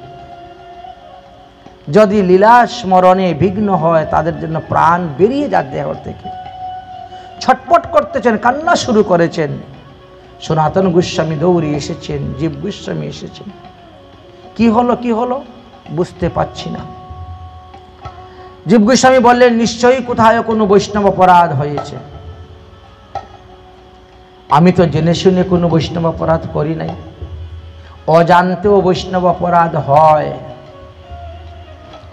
আমরা তো জেনে শুনেই করে যাই, কিন্তু অজান্তেও বৈষ্ণব অপরাধ হয়। সে আবার কেমন? বলে হ্যাঁ। তাহলে বৈষ্ণব অপরাধ থেকে মুক্তির উপায় কি? বলে বৈষ্ণব সেবা। আপনি বৈষ্ণব সেবার ব্যবস্থা করুন। আগামী কল্য আমাদের আশ্রমে বৈষ্ণব সেবা দেওয়া হবে। আমি যাচ্ছি নিমন্ত্রণ দিতে। জীব গোস্বামী বেরোলেন। সনাতন গোস্বামীকে বললেন, আপনি বাজার হাট করুন। নিমন্ত্রণ দিতে যাব। সেই নিমন্ত্রণ দিতে গিয়ে যদি কোনো বৈষ্ণব নিমন্ত্রণ গ্রহণ করতে রাজি না হন, তাহলে বুঝতে পারবো সেখানেই আমাদের অপরাধ হয়েছে। আজকালকে তো ইচ্ছা করেই নিমন্ত্রণ দেই না। অমুক বৈষ্ণব অমুক দলে থাকে, ওকে নিমন্ত্রণ দিব না। আজকালকার ব্যাপার আলাদা। বাস জীব গোস্বামী পাদ নিমন্ত্রণ দিতে বেরিয়েছেন। আগামী কল্য মধ্যাহ্নকালে আমাদের ঠাকুরাঙ্গিনায় যাবেন, একটু প্রসাদ গ্রহণ করবেন। নিমন্ত্রণ দিতে দিতে যখন সেই খঞ্জ কৃষ্ণদাসের কাছে গিয়ে উপস্থিত হয়েছেন, মহারাজ জি, কালকে আমাদের আশ্রমে বসে। তোমাদের আশ্রমে আমি যাব না।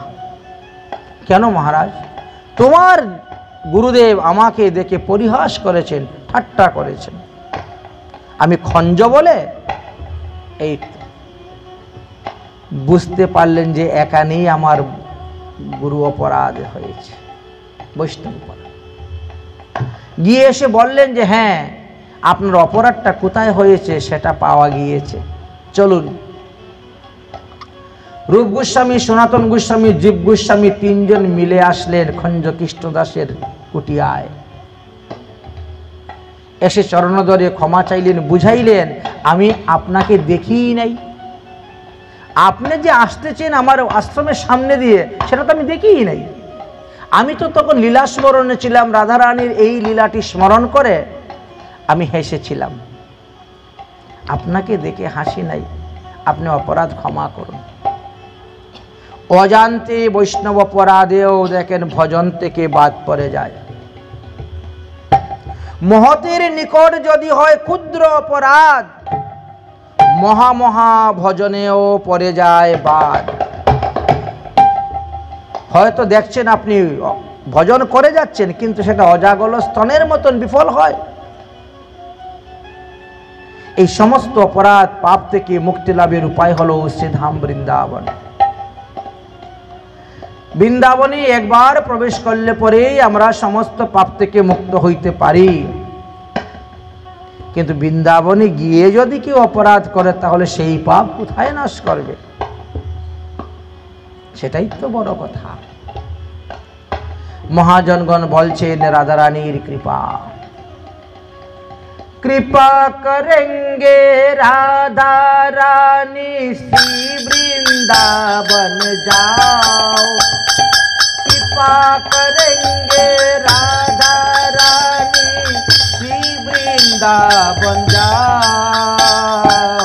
राधे राधे राधे राधे राधे राधे गाओ, राधे राधे राधे राधे राधे राधे गाओ।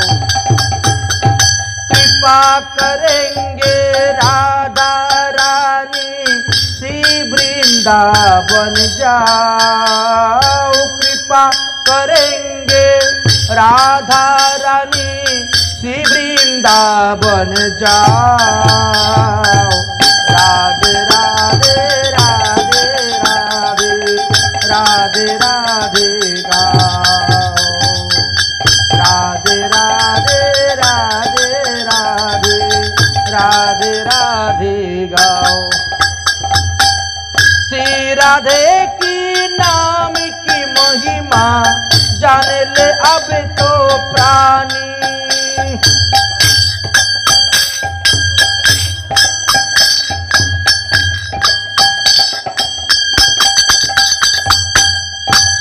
राधे की नाम की महिमा जान ले अब तो प्राणी।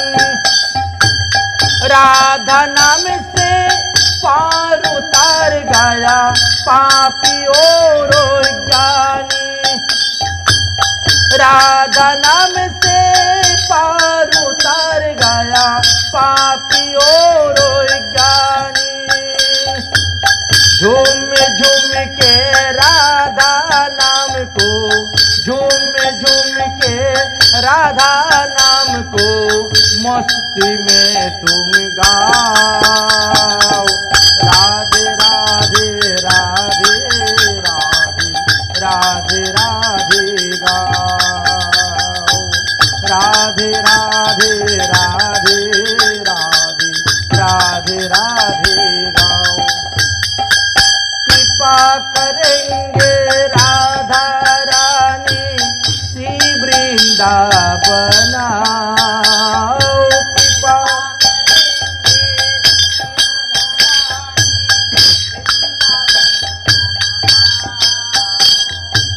राधे राधे राधे राधे राधे राधे गाओ, राधे राधे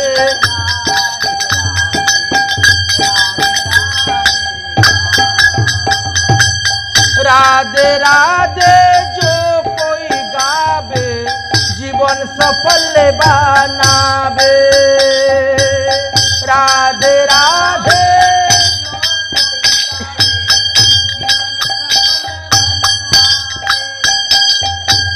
राधा नाम की रस की धारा से सब पाप कट जावे।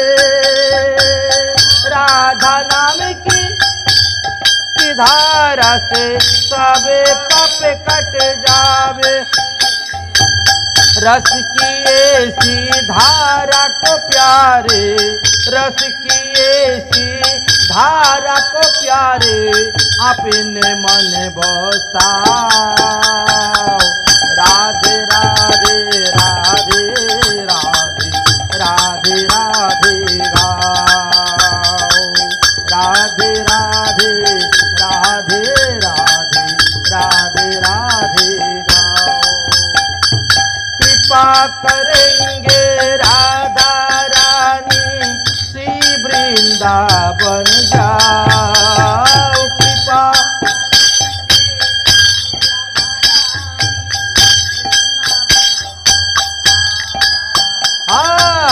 राधे राधे राधे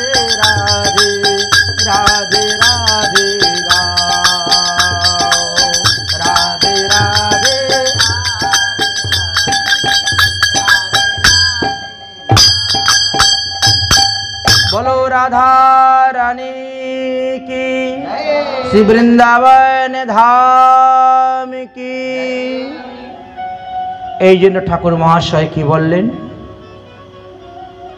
ব্রজজনার যেই মত তাতে হও অনুরত, পূর্ব পর করিয়া বিচার। শ্রীমণ্ডল ভূমি যেমন আমাদের নবদ্বীপ গুপ্ত বৃন্দাবন, ঠিক তেমনি ভাবে শ্রীধাম বৃন্দাবন, যুগপথ আমাদের উপাসনা। কলিযুগ পাবনবতার গৌরাঙ্গ মহাপ্রভু অন্তরঙ্গ সমস্ত পার্ষদগণ, ভক্তগণ, সরগোস্বামীগণ, দ্বাদশ গোপাল, 64 মহান্ত, অষ্ট কবিরাজ সবাই আমাদেরকে যুগপথ ভজন শিক্ষার কথা বর্ণন করে গিয়েছে। যেমন নবদ্বীপের ভজন তেমন বৃন্দাবনের ভজন। এই যে ভজনের মধ্যে হরিনাম সংকীর্তনের কথা বর্ণন করলেন, এই হরিনাম আমাদের জপনীয় এবং কীর্তনীয়। হরিনাম যেমন জপ তেমন কীর্তন। সমস্ত ভজনের মধ্যে হরিভজনকে শ্রেষ্ঠ ভজন বলা হয়েছে, কারণ হরিভজন যিনি করবেন তিনি হরির ধামেই যাবেন। আব্রহ্ম ভুবনাৎ লুকা, ব্রহ্মলোক থেকেও আমাদের পতন হয়ে যায়, কিন্তু গোলকধামে গেলে পরে সেখান থেকে আর পতন হয় না। ভগবানের কৃপাতেই সেটা আসে। কোনো না কোনো ব্রহ্মাণ্ডে তিনি অবতীর্ণ হন জীবের মঙ্গলের জন্য, জীবের কল্যাণের জন্য। তাই যে যেই মন্ত্রে উপাসনা করুন, যে যেই মন্ত্রে দীক্ষা গ্রহণ করুন না কেন, কৃষ্ণ ভজন করবেন। কৃষ্ণ ভজনে নাহি জাতি কুলাদির বিচার। কৃষ্ণ ভজনের এমনই মহিমা, জাতি কুলির কোনো বিচার। আমাদের এমনও কিছু লোক আছে সনাতন ধর্মে জন্মগ্রহণ করেও তারা সনাতন ধর্মের কিছুই জানে না, অথচ নামাজ আসছে। হরিদাস ঠাকুর দেখেন, যবনের কুলে জন্মগ্রহণ করে নামের মহিমা তিনি কতটা জানলেন, হরিভজনের কথা কতটা জানলেন, মালা তিলক ধারণের মহিমাটা কতটা তিনি অবগত হলেন। বড়ই দুর্ভাগ্যের বিষয়। শাস্ত্র সর্বদা আমাদেরকে বলছেন তোমরা হরিভজন করো, হরিভজন করো। হরিভজনে কোন কুলের বিচার নাই। হরি কা ভজন করো, হরি হে হামারা। অসুবিধা নাকি? হরি কা ভজন করো, হরি হে হামারা। হরি কা ভজন করো, হরি হে হামারা। हरि नाम से तेरा काम ही बनेगा, हरि नाम ही तेरा साथी चलेगा। हरि नाम से तेरा काम ही बनेगा, हरि नाम ही तेरा साथी चलेगा। हरि नाम लेने वाला, हरि नाम लेने वाला, हरि का प्यारा। हरि का भजन करो, हरि हे हमारा। हरि का भजन करो, हरि हे हमारा। হরির তো অনন্ত নাম আছে। আমরা হরিকে কোন নামে ডাকবো? বলছেন আপনি যখন দীক্ষা গ্রহণ করেছেন তখন আপনার গুরুদেব যে যে উপাসনার কথা বলেছেন সেইভাবেই করুন। তাই দেখবেন এক এক সম্প্রদায় এক একভাবে হরিনাম করে থাকেন। कोई के हे राधे श्याम, कोई के हे सीताराम, कोई के हे राधे श्याम, कोई के हे सीताराम, कोई गिरिधारी गोपाल, कोई राधा माधव लाल, कोई गिरिधारी गोपाल, कोई राधा माधव लाल, ओही होरी करुणा सिंधु सबका प्यारा, ओही हरि करुणा सिंधु सबका प्यारा, हरि का भजन करो हरि हे हमारा, हरि का भजन करो हरि हे हमारा। सुख दुख भोगे जाओ लिखा सब मिटाइए जाओ, सुख दुख भोगे जाओ लिखा सब मिटाइए जाओ, हरि गुण गाते जाओ हरि को मनाते जाओ, हरि गुण गाते जाओ हरि को मनाते जाओ, अहि हरि दीना बंधु भक्त प्रियारा, हरि का भजन करो हरि हे हमारा, हरि का भजन करो हरि हे हमारा।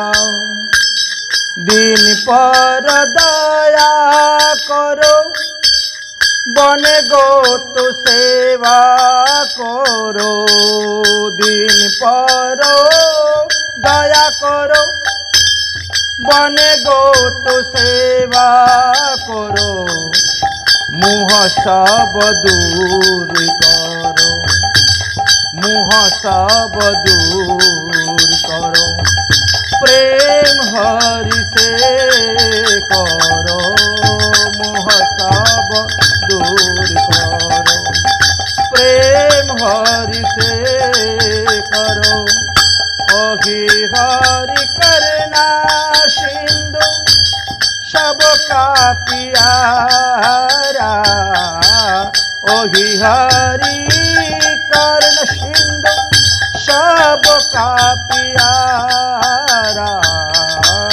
हरि का भजन करो हरि हे हमारा, हरि का भजन करो हरि हे हमारा।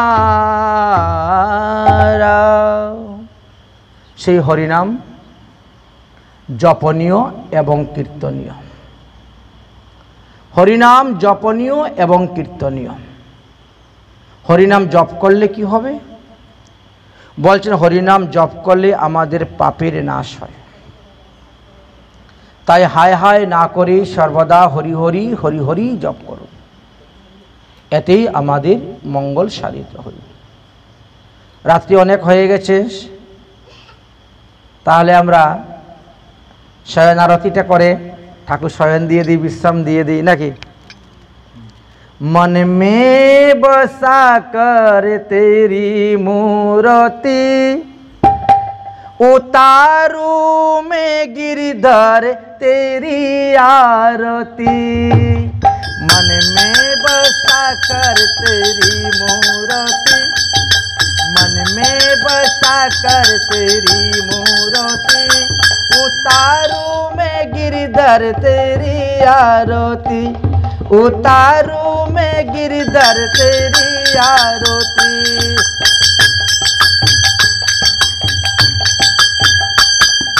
करुणा कर कष्ट हर ज्ञान दे भगवान, भव में फंसा नाव मेरी तारू दे भगवान।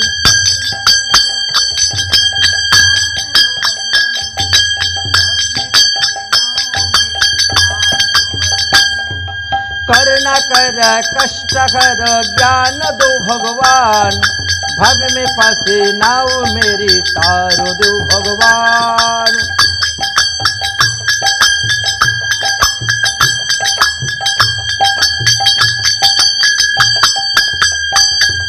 दर्द की दवा तुम्हारे पास है, दर्द की दवा तुम्हारे पास है, जिंदगी दया की भीगी मांगती, मन में बसा कर तेरी मूर्ति, मन में बसा कर तेरी मूर्ति, उतारू में गिरधर तेरी आरती।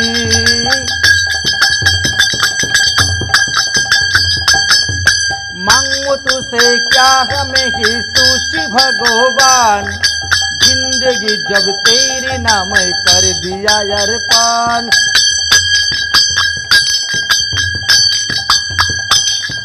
मांगू तुझसे क्या हमें ही सूची भगवान, जिंदगी जब तेरे नाम कर दिया अर्पण। सबकी तू तेरा कुछ नहीं मेरा, सबकी तू तेरा कुछ नहीं मेरा, चिंता है तुझको प्रभु संसार की, मन में बसा कर तेरी मूर्ति, मन में बसा कर तेरी मूर्ति, उतारू में गिरधर तेरी आरती, उतारू में गिरधर तेरी आरती।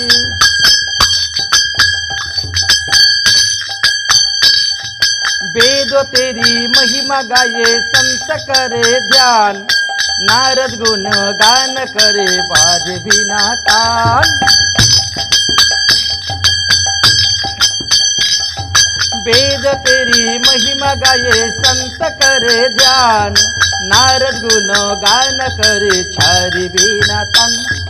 भक्त तेरी द्वार करते हैं पुकार, भक्त तेरी द्वार करते हैं पुकार, दास बियासो तेरी गाया रोती, मन में बसा कर तेरी मूर्ति, मन में बसा कर तेरी मूर्ति, उतारू में गिरधर तेरी आरती, उतारू में गिरधर तेरी आरती।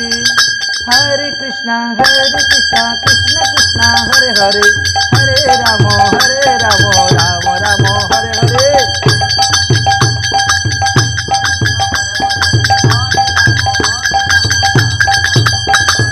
हरे कृष्णा कृष्ण कृष्ण हरे हरे, हरे राम राम राम हरे हरे। कृष्णा कृष्ण कृष्ण हरे हरे, हरे राम